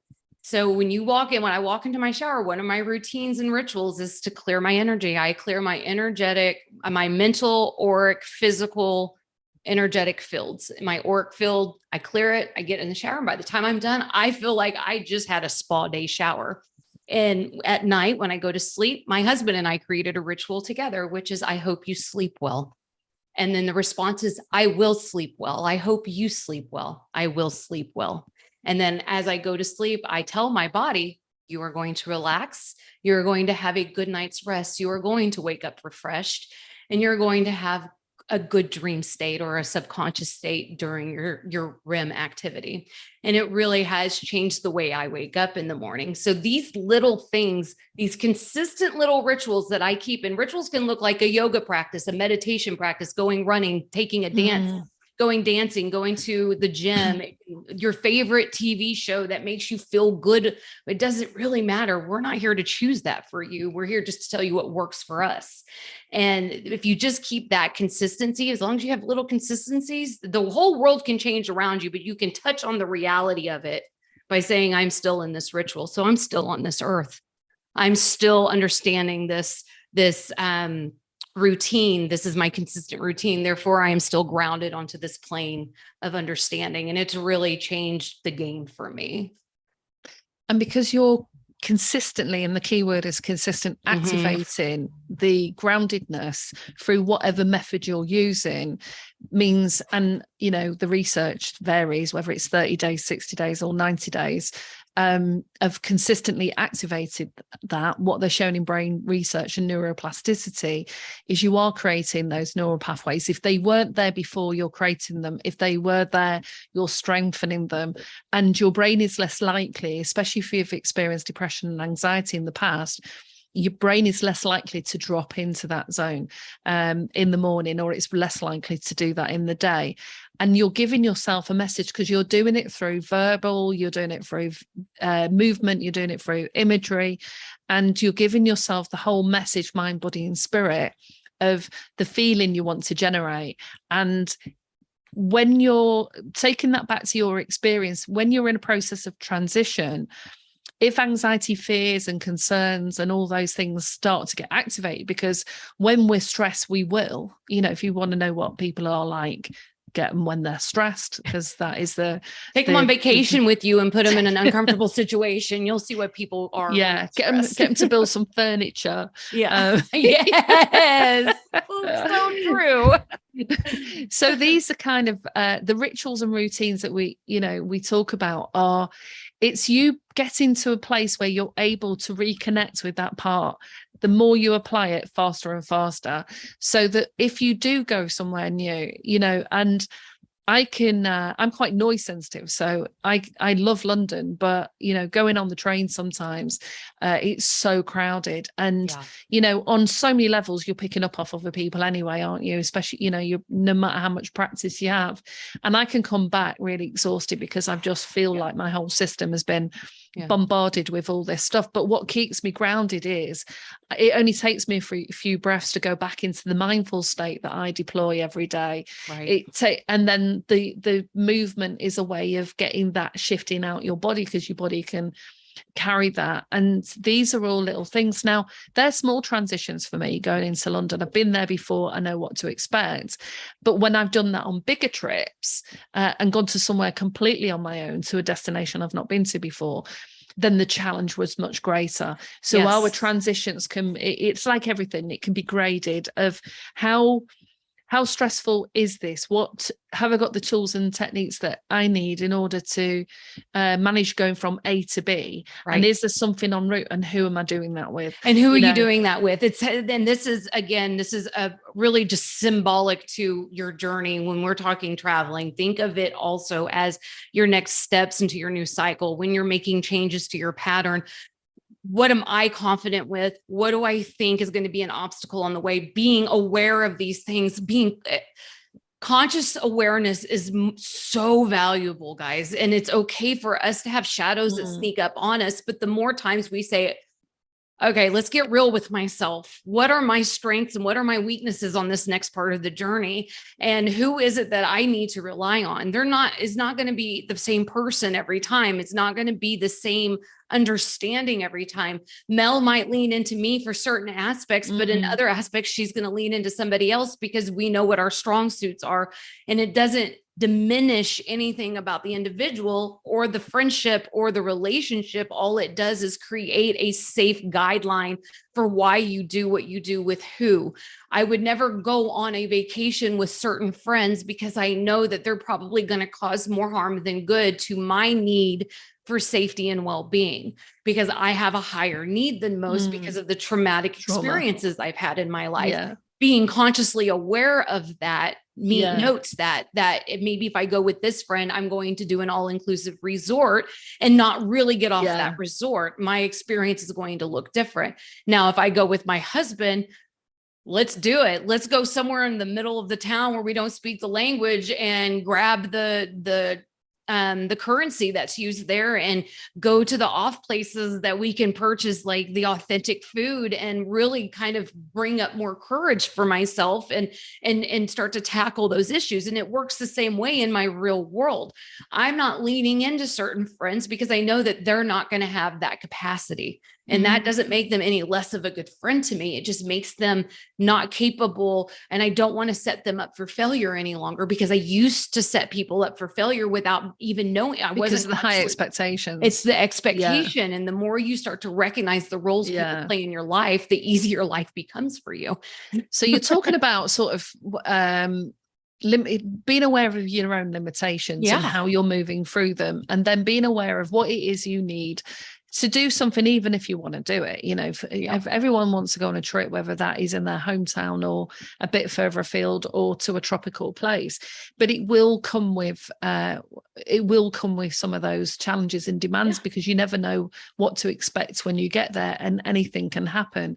So it's a bit like having that sort of, what is the safety planning I need, not to the degree that you're on the airport and you go, right, here's the door you jump out of it just in case, you know, something happens, and here's the slide. You don't need to that level, but that level of planning is what helps. If you are a little bit wobbly and you have had past trauma, then those things are going to get stirred up, and we can't just expect other people to just mind read and work that out, or to carry that load.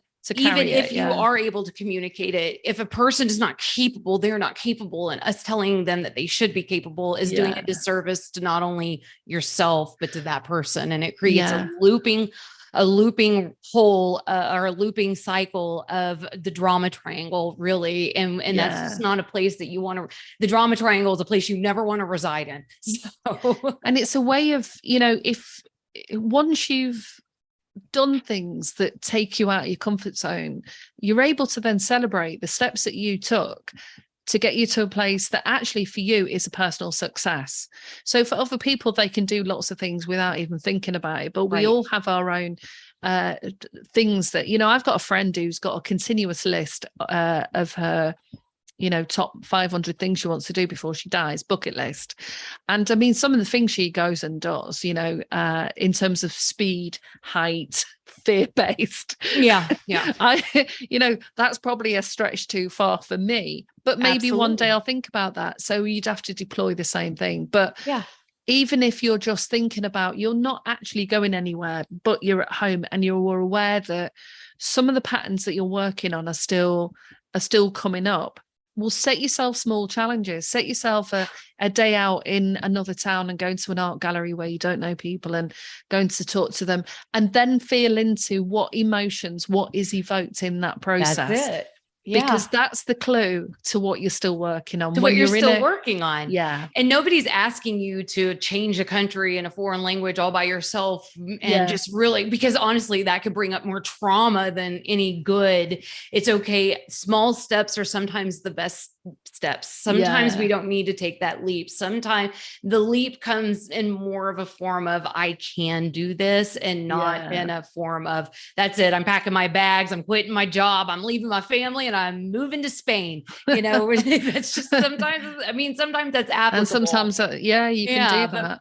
But for, you know, people that sometimes have been those big steps, maybe your world is changing constantly. I know that I've been in the last 3 years plus in this consistent changing, you know, like my life doesn't look anything like it did 3 years ago, a year ago, 6 months ago. My life consistently has these giant cycle changes that in other aspects of my life, I have realized that smaller steps are necessary, and that is okay. Yeah. It is okay for me to take those smaller steps. It is okay for me to recognize that I need certain things to move a little slower than me. And I don't have to take a giant bite out of everything in my world. And that's okay, because it's forward motion, no matter if it's a tiny little scoot of the foot or a giant leap forward, is forward motion.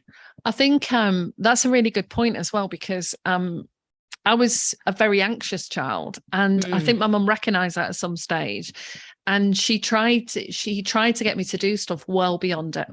I was ready. I wasn't ready to do it, and I didn't really want to do it. And she pushed me into some social situations where it was just worse, you know, as the process of doing that. And I know that as I got into my sort of late teen years, then it became more relevant. And then I wanted to travel around and I wanted to meet people, and it was easy. And I think Abraham Hicks talks a lot about this. He says sometimes when the step feels too big, it's not the right time to do the step.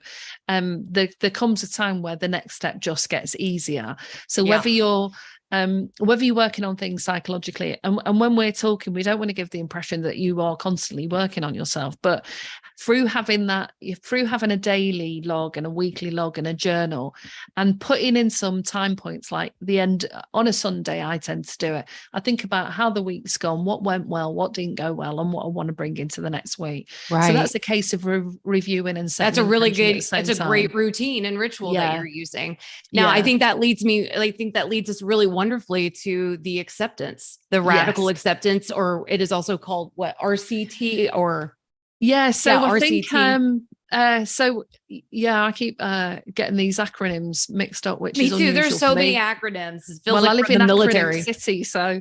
But I think we wanted to share what is one of the models that's been around quite a while, but I think really started to develop back in the 1980s, that came from sort of clinical psychology and people who were working offering therapeutic services in health settings. And at that time in the 80s, we had the sort of human development movement, which was about, you know, it was a person-centered approach. It sort of was born out of the hippie movement, a bit like the early work that Ram Dass did, you know, and Carl Rogers on creating the right conditions in order for us to thrive and grow. Then we had the very sciencey side of psychology, the behavioral sciences, and some approaches that came from that. And so the ACT that we wanted to really flag up to people today, that you can learn about really simply and use the workbook, because if you email us, we'll send you the workbook, which is great. And it's called Acceptance and Commitment Therapy, or the acceptance and commitment approach. But also in some areas, it's acceptance and compassion, because when you get out of, you were talking earlier about the polarized world, Danielle, of this and that, black and white, good and bad. We stopped labeling things like that. When we're moving into the next dimension of our involvement, we start moving into places of compassion, start understanding how we need to have compassion for ourselves, our experiences, that we have messed up, we have done certain things, or things have been done against us, and having compassion. Now, I'm not saying having compassion for everyone, that is a personal choice. That is your choice. That is your choice. We're not asking you to, we're not going over forgiveness, we're not going over compassion and that kind of level. At the end of the day, it's really we're all about self and tuning into that self and what it requires for yourself to move forward. And you decide on the external world what that does for you. So this approach, acceptance and commitment therapy or approach, was originally started in the 1980s. Stephen Hayes, I think it was. And what they're sort of bracing, it's a bit Freudian in some senses, and I'm not sure I agree entirely with the philosophy, but because I think we've moved on a bit since then. Yeah. Is that the therapy was based on the concept that suffering is a natural and inevitable condition of humans. Well, it partly is. I don't think it totally is. And we have an instinct to control our experiences, but this instinct does not always serve us, which is a good point. So then we had Russell Harris, who came around 2011, who probably works in that field and started to blend it with some other approaches. And he's got a nice way of defining it, which is it's a mindfulness-based therapeutic approach that challenges the ground rules of most Western psychology. So at that time, psychology and spirituality were worlds apart. And really what we've been seeing in the last 5 years, and I've certainly seen it because I've been in the sort of psychological, clinical psychology world, and I've been in the spiritual yoga, meditation, mindfulness world for over 20 years as well. But we saw two very distinct camps, different ways of describing the human experience. What we're seeing now in the last 5 years is actually a blending of that, and it's great. Yeah. And we talked about that on other podcast, because the two we needed, as Mariana Kaplan writes in her book, the West needs the East as much as the East needs the West. In these mind, body, spirit is really it needs to be in union. And until it is, you're going to feel yourself really distracted and in a chaotic mode.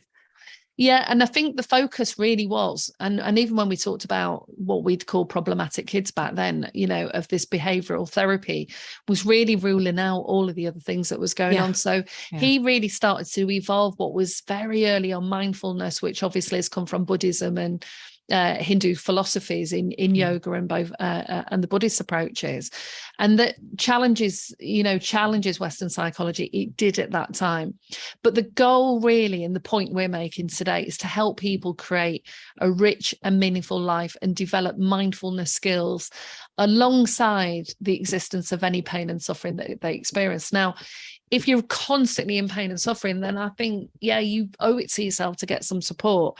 But sometimes when you're transitioning out of your past and all the programs and the issues that you've experienced, the pain and suffering will come in like the tide, it'll come in, it will go out, it'll come in. And you'll start to have breathing space and gaps where you can say, wow, I've had, at least 2 days where I've not been depressed, or 2 days when I felt mildly okay or flat and not angry and rageful. And that, with the sort of inner work, that can grow and develop.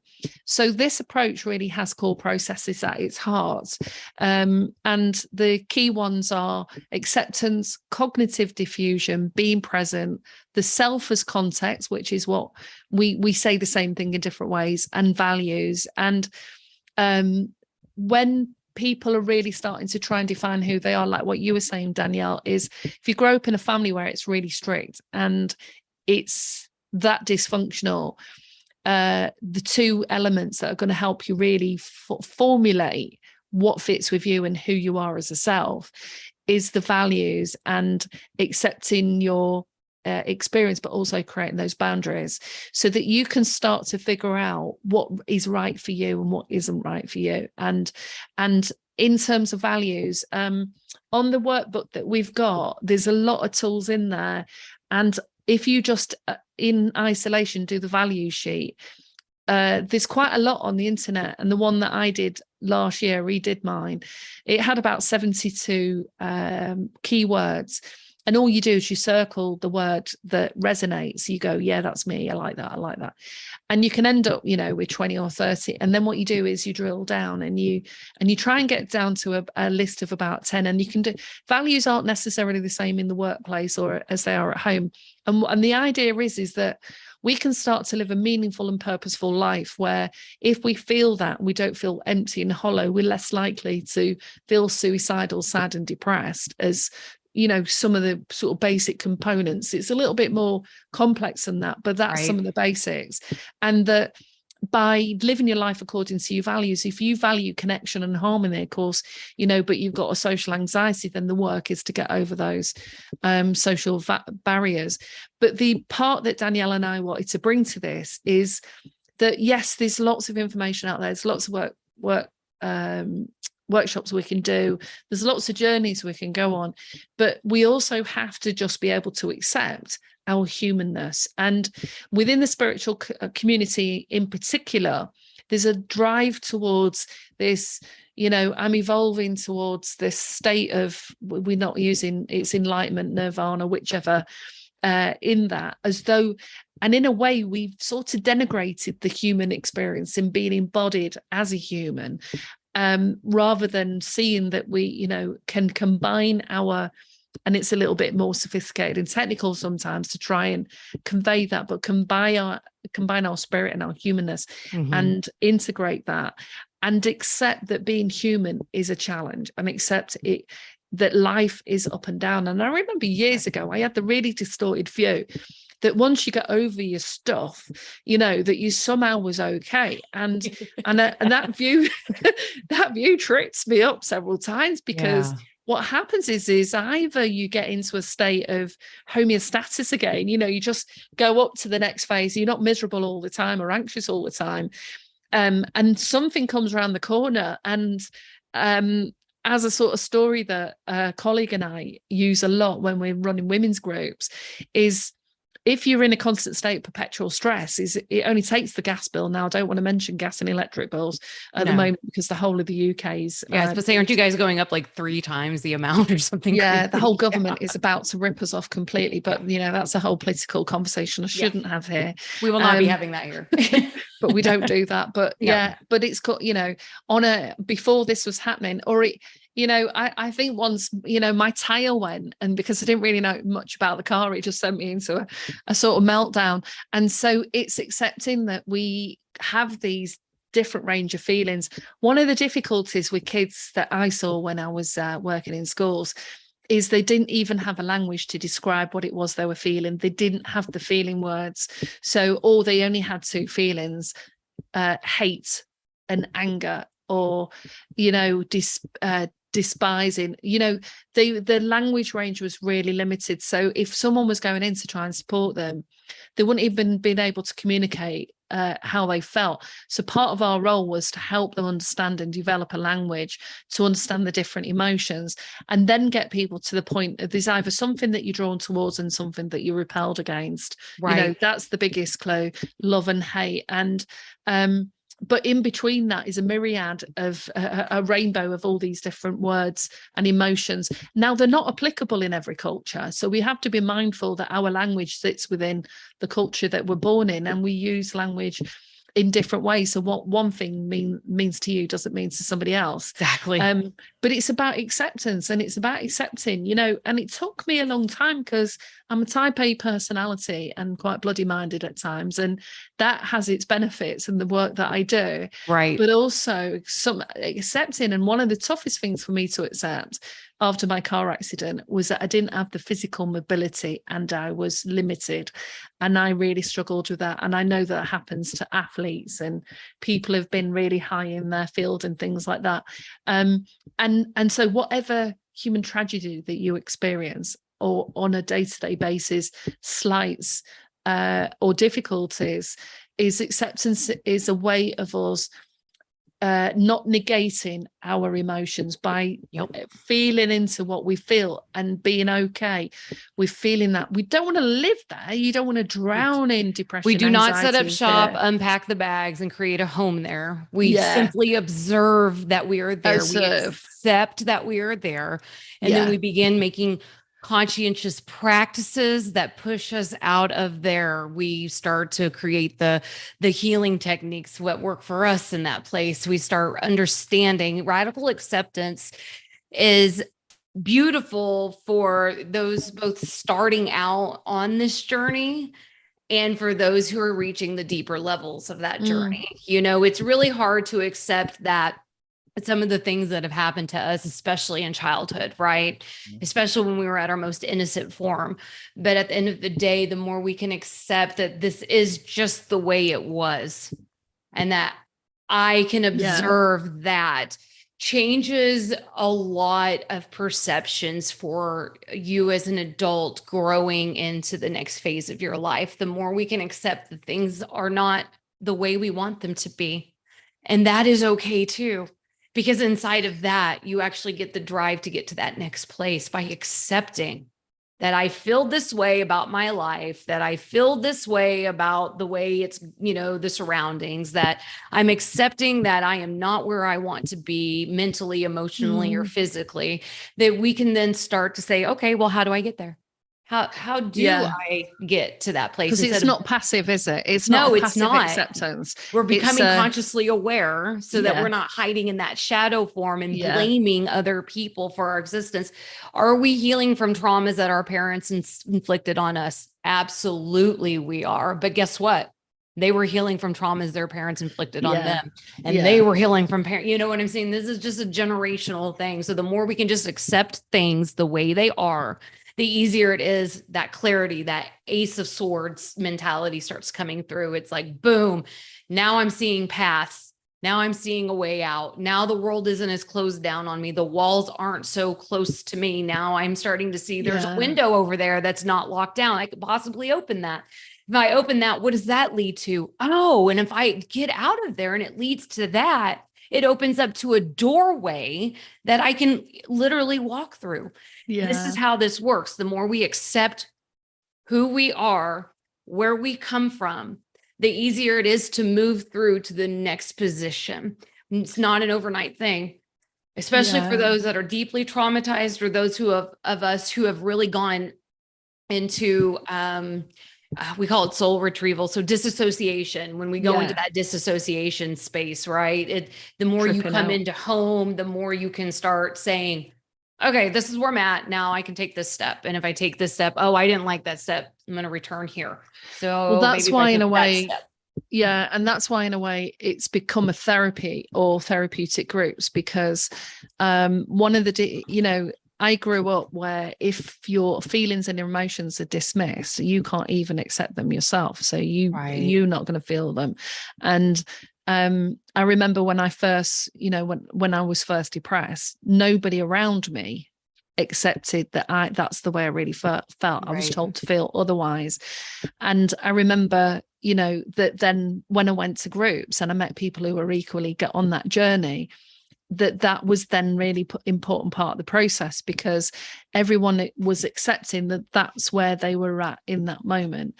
Now, that journey for some people can be a couple of months, for others it's years and years in therapy, as you say, those early experiences. But it can be equally for anyone who's got a healthy level of functioning and just has to accept that they feel a particular way about something that they don't want to feel. And that's one of the other aspects of this. And so I think for you and I that have been practicing some level of mindfulness and rituals that take us to a mindful space, because anything can be mindful, as anything can be anything that reminds you that you are here and you are now in the here and now, mindfulness or meditative. Right? Yeah. So you don't have to meditate to get to the mindful state, but because mindfulness is really ramped up in the last 5 years in particular, there's so many practices, so many things you can do online, and so many people teaching that, is that at this time in life, it's a lot easier for people to maybe practice the acceptance and compassion or commitment therapy. We're talking about the 80s and 90s where, that we weren't even seen like in the UK therapy in schools. You had to be seriously struggling or locked up. You honestly needed to have a mental disorder in order to seek therapeutic services in the 80s. And even in most of the 90s. It wasn't until the later 90s that it became less of a stigma for people to go in and get help in that way. And I am so grateful to live in a world of technology where we are so open to mental health. And don't get me wrong, there's a shadow side to everything. Again, the way we label people now. But in that, it is our job to discern. The world's never going to be perfect. It is not its job to be perfect. It is your job to accept the world as it is and do the things that create your version of utopia. And that is all this whole thing comes down to, is the more you can heal yourself, the more you're going to see that there's never going to be this perfect experience with these perfect things at the perfect time. We have to learn how to roll through life like we would roll with the punches, right? Life is not making us our bitch unless we allow it. And then once we stop allowing it, we'll start to see how we can smoothly transition from things that feel uncomfortable to things that we are now taking by the horns. As we have stated twice now in this thing, we are really in our role in this world is to create our own world, is to create an existence that we don't want to run away from, is to create things and not worry about other people's judgment about what it is that your world is going to look like. And inside of that, you begin to heal in ways that it's just profound. And if we could get more and more people on that page, even the most egoic of human beings are going to start settling down that ego when they stop worrying about what other people think and the value of righteousness. So, this kind of, yeah. So, go ahead. Well, I was just going to say a sort of practical way of doing that on a very simple level is if you've already got rituals and routines that can get you into a relaxed state, that can make the whole process easier. That's why I'm a proponent of banging on about why mindfulness and meditation is good. But on a very practical level is you can have on a continuum okay and not okay. Yep. So notice when you're okay, and when you start to not feel okay, not okay, what is not okay for you? And it could be that, are you feeling frustrated, hungry, agitated, angry? So name the thing. And if you don't know, then you need to sit with it a bit longer. Yep. Now, for some people, I get images and I might get connected with, this is what I'm feeling right now, but this is the image it connects with. For other people, it'll be a different experience, but you stay with it and you breathe into it.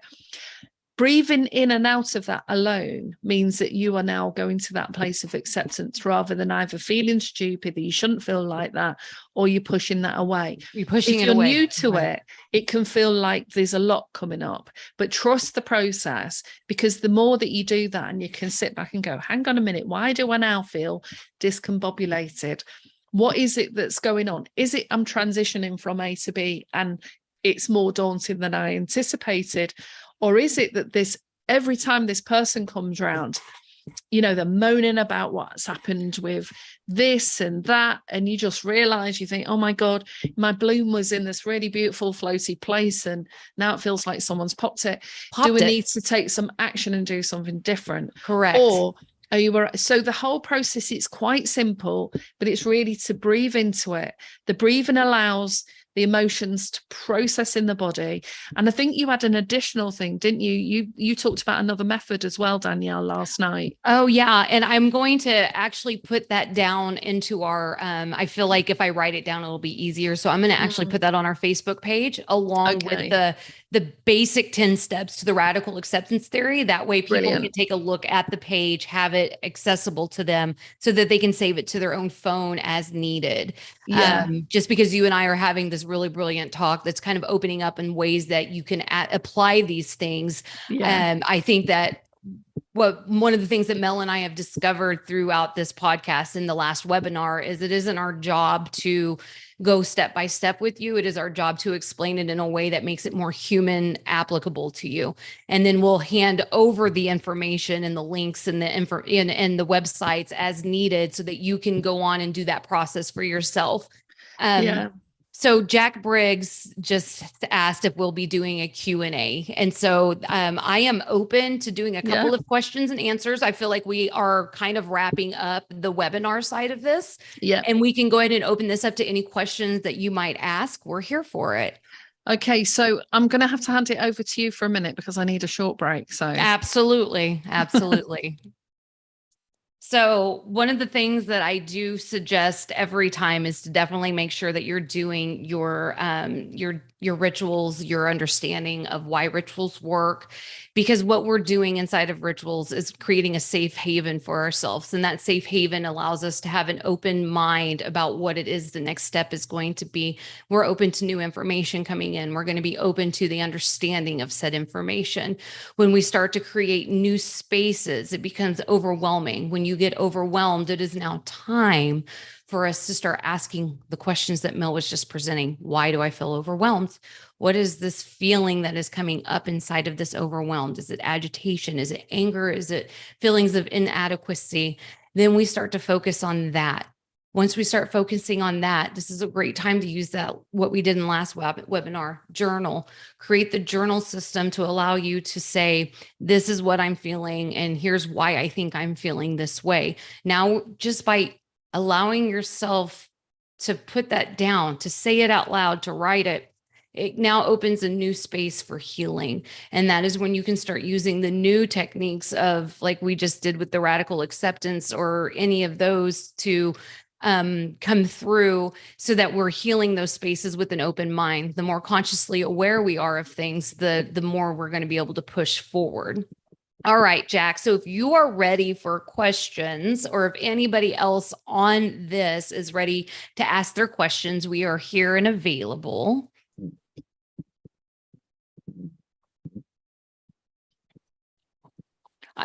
Every time we do these webinars, Mel, it just makes me super excited for what's next. Oh, massively. Yeah. We've talked while that's been typed. We talked, didn't we, for years about how we felt for years how we wanted to use the skills that we developed over the years in a different way. And, you know, when you start on the journey towards clearing your past and moving forward and designing your life a bit more, there are some things that just come along that you can never even anticipate. There are goals that you can never even set because you can't even imagine them. And you know, we, in a moment when we met last year, did not for one moment imagine that we were even going to go to webinar level. Well, we didn't even know if we were going to like each other. You know, it was based on the common person we met through. We were like, yeah, like, you hang out with them, I don't know if I'm going to want to hang out with you. But it ended up being the biggest blessing, was that bridge that brought us together, for sure. Yeah. So I'm so grateful that we've been able to take this journey, and it's such new territory every time we entered this, right? We've only had homeostasis in this journey a couple of times. Just a couple of times, you know, like we got really good at the major arcana and we're like, oh yeah, this is nice, I can do this. And then it was like, boom, we're done. It's time for something new. But even yesterday's conversation, you know, we're starting to take in this new version of how we're going to push things forward. And then this morning I woke up, and you and I haven't really had even a chance to have this in-depth conversation, and it's spurred new ideas for me and new ways for us to come forward in this. And that is so exciting. It is exciting. Yeah. And that's the beautiful thing, that at some point the work, and sometimes the hard work, because some people really have gone through really difficult, horrendous journeys. And, you know, and you equally, Danielle, in terms of the, you know, little that you shared, because, you know, your life is full of a lot of different experiences that you've had, both good and horrendous. And I've always had a lot of respect and admiration for you, because you do grab the bull by the horns and approach things head on.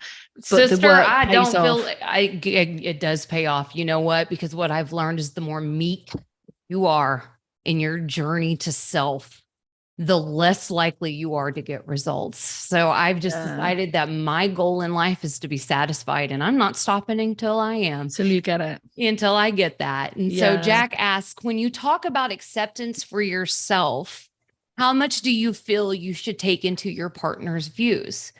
So for me, unless you want to take this, but for me, this is my journey. And even though I've had a partner for 15 years, I can accept my partner's views as their own, because I am detached from the need to have expectations of their views. However, if their views and my views are such polar opposites, we would not be partners for 15 years. If he cannot, and this has nothing to do with compromise, this has nothing to do with me being able to see his side of the story or his version of how he views the world. But when certain viewpoints are so skewed that it really irritates my value system, to the point where I cannot be successful in my life, I can no longer be in that relationship. So, and I've had several friends that I have lost along, I wouldn't say lost, but I've chosen to move from along the way for that exact reason. I don't share a lot of the same viewpoints as most of my friends. And that's the beauty. I continue to learn and grow from that and be more understanding and compassionate. However, what I do is create new boundary lines if those viewpoints are against the value system that I hold so dear and have earned over this journey of 41 years. Now, if the viewpoints that you're sharing as yourself and your partner's not viewing them, they have the same right. They have the same experience that they get to have where they create the boundary or they decide to move along the journey without you. Now, if my viewpoints are simple, like, let me see, I'm trying to come up with an example with, say, my children, right? Because my husband and I approach things differently. I'm much more of the feeling side. I carry the feelings. So my husband feels like I might, coddle the children a little bit, right? But one time he brought to me, if I don't teach this child now, then you're going to be tying his shoes when he's 18 years old. And in that moment, I realized that what I was doing was not my value system. What I was doing was a crutch system to keep my child dependent on me in some way because of fear of losing them. And in that moment, I realized that my husband was coming forward with something brilliant and I needed to listen to. It did not affect my value system. In fact, it increased my value system. But I'm also, at the end of the day, the one that gets to decide what that value system is. So when it comes to another person's acceptance for self, if your acceptance of self irritates my value system to the point where I feel uncomfortable in the presence, then I now have to create new boundaries around that. And whatever that looks like in each relationship is different. It could be walking away from said relationship or creating a new standard for that relationship. What once might have been this now needs to transform into this so that we can continue to live our lives in a happy and free way. I don't make choices for my husband. He doesn't make choices for me. I live my life based on my value system. He lives his based on his. I just found the person and he found the person whose value systems match. And that is my answer to that question. I think the other aspects of that as well is we were talking about acceptance in the context of the therapeutic approach and whether or not is that you're going to see a therapist or you're going to the group or you're doing the work but yourself. This is about not dismissing your own experiences and feeling into what experiences that you have, whether that is the past that's coming up in the present or the present circumstances, because anything that comes up in the present is often in most parts linked to the past, especially when it's got a strong component to it. Often if you travel back, which is why we wanted to do the timeline work, you can travel back and have a look at other encounters. And then it's a challenge sometimes if it's about accepting the feeling that it's okay and it's that human element. But the challenge then is, okay, so what do you then want to do about that? And that's why that value sheet is part of the workbook, because the whole workbook is designed to help you understand yourself more. And the more you understand yourself and the more you understand your own values and what's important to you, then you're more likely to be in a partnership, whether that's a business partnership or a relationship or a work partnership, where there's less tension or less issues, because each person can be vying for their position, and it's very difficult. And the one aspect with you see this in Gabor Mate, who works with addictions, you see it a lot in families where there's an addiction, and when two people are heavily doing their own work, they often say, well, at that point, you shouldn't really then be in a relationship. And actually, the part of the NI process, the Narcotics Anonymous process, was to recognize that, first of all, you can have a plant. And if you can look after the plant as well as yourself, you can move on to a pet. And once you've had the pet, you might then be able to be ready to have a relationship. Yeah. Because you can a lot of people struggle to have a relationship with themselves. Yes. And so, well, and as you can see with my gorgeous plants back here, that was part of my journey as well. Was it? I had to learn to take care of myself. And part of that was the response system to my plants. Yeah. And I didn't know I had a green thumb until I began taking care of myself, and in return, taking care of the plant. And then I realized I'm taking care of that plant. I began taking better care of my animals. And then I began taking better care of my spouse. And then I began taking better care of my relationships outside of my home. Yeah. Because your job is to do your own work, and where it's in relationships with people, then two people have to do the work on themselves, but that's where it can get tricky. So there is no one uniform approach to this, but I think, as you're saying, Danielle, you've been in a relationship with your husband for quite a while, and on most part, you're on the same page. To do with, and I don't know if people realize that you had 3 children before you then had the other 3 children that your mom had adopted. No, most people don't live with you. That. Yeah. So that was going to place a massive strain on the family, and you have to transition into managing those new circumstances along with yourself, and yourself. And it's funny because the thing that I really realized was, until I learned how to become selfish. My friend Emily and I have this saying where it's selfishly selfless. Yeah. And I became selfish with myself. And I remember one time you came up to a comment with me and they said, "But what is best for you?" And I remember that moment. I remember the shock on my face, and I was like, what? Like, what's best for me? Because I've always been thinking the bigger picture, what was best for the kids, what was best for my family, what was best for this unit, what was best for all of that. And then it was wild because I took that statement you made, and I took it in and I put it to heart, and it changed everything for the way I parent. And come to find out, doing what was best for me. And I'm not talking from an egoic side. I'm talking what was best for me and my Maslow's hierarchy of needs.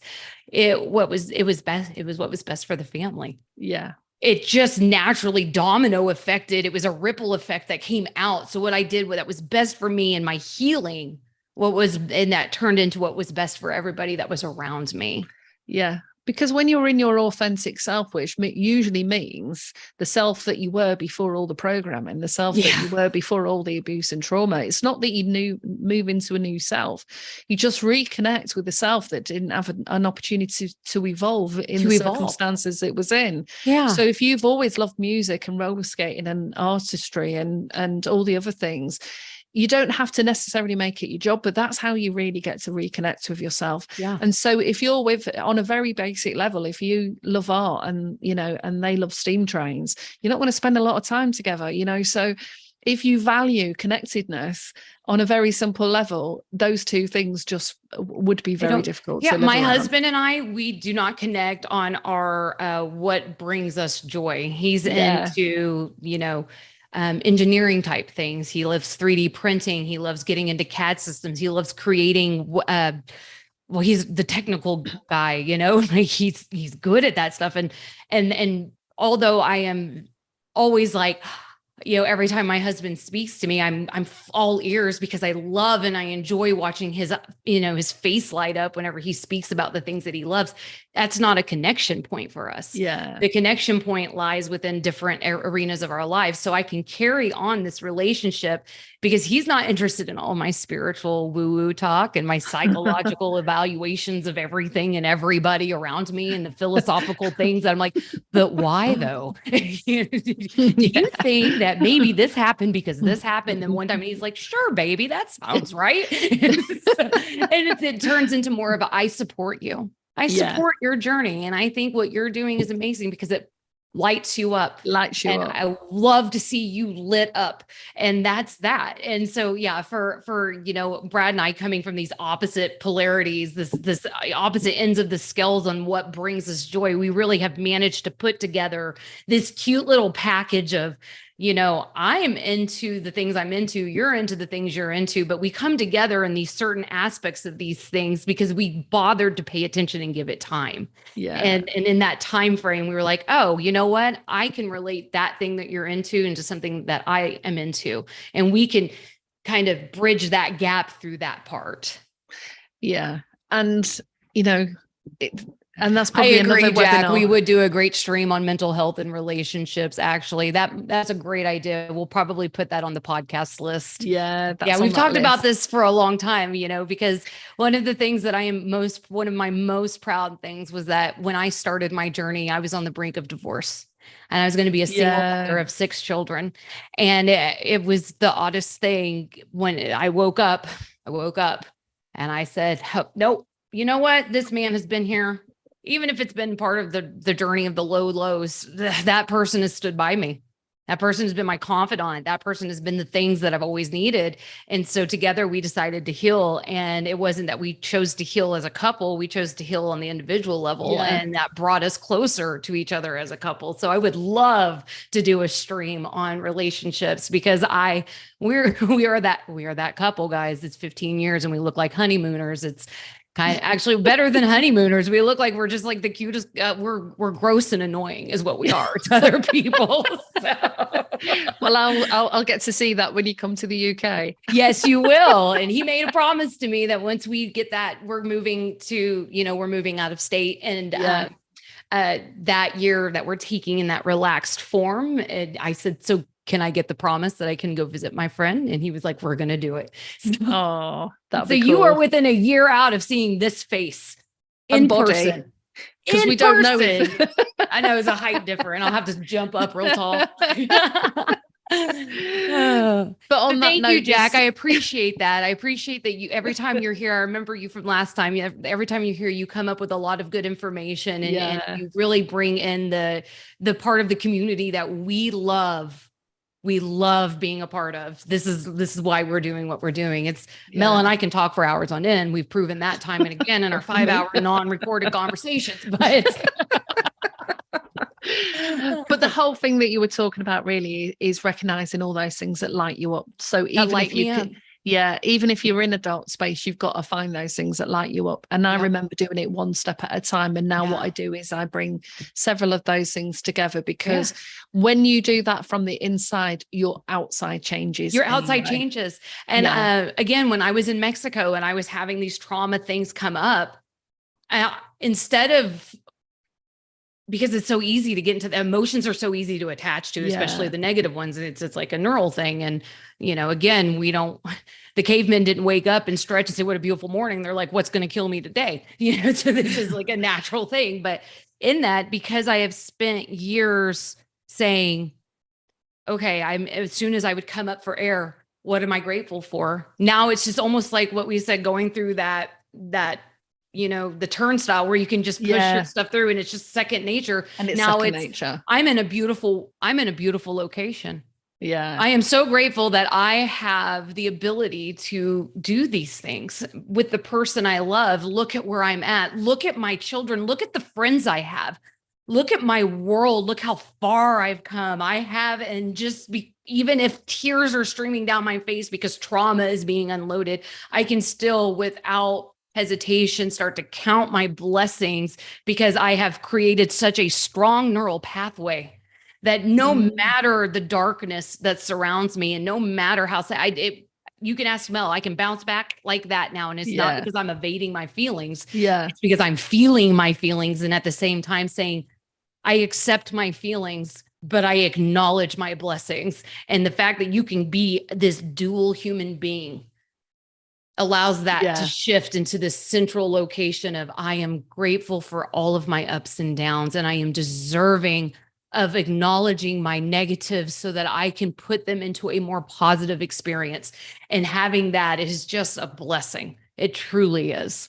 Absolutely. And I totally 100%. Agree with that. And I think that's a beautiful note in which to finish our live webinar today. And I thank you so much for your time and work that you've put in, Danielle. And it's an absolute joy to continue. Guys, it was so great. Thank you for the ones that have watched. If you feel like sharing, commenting, joining our Facebook, it's at Mel and Danielle on Facebook. It's Mel and Danielle 333 on Instagram. If you would like to email us for any further information or personal links that you didn't quite get down, it's melanddaniellecc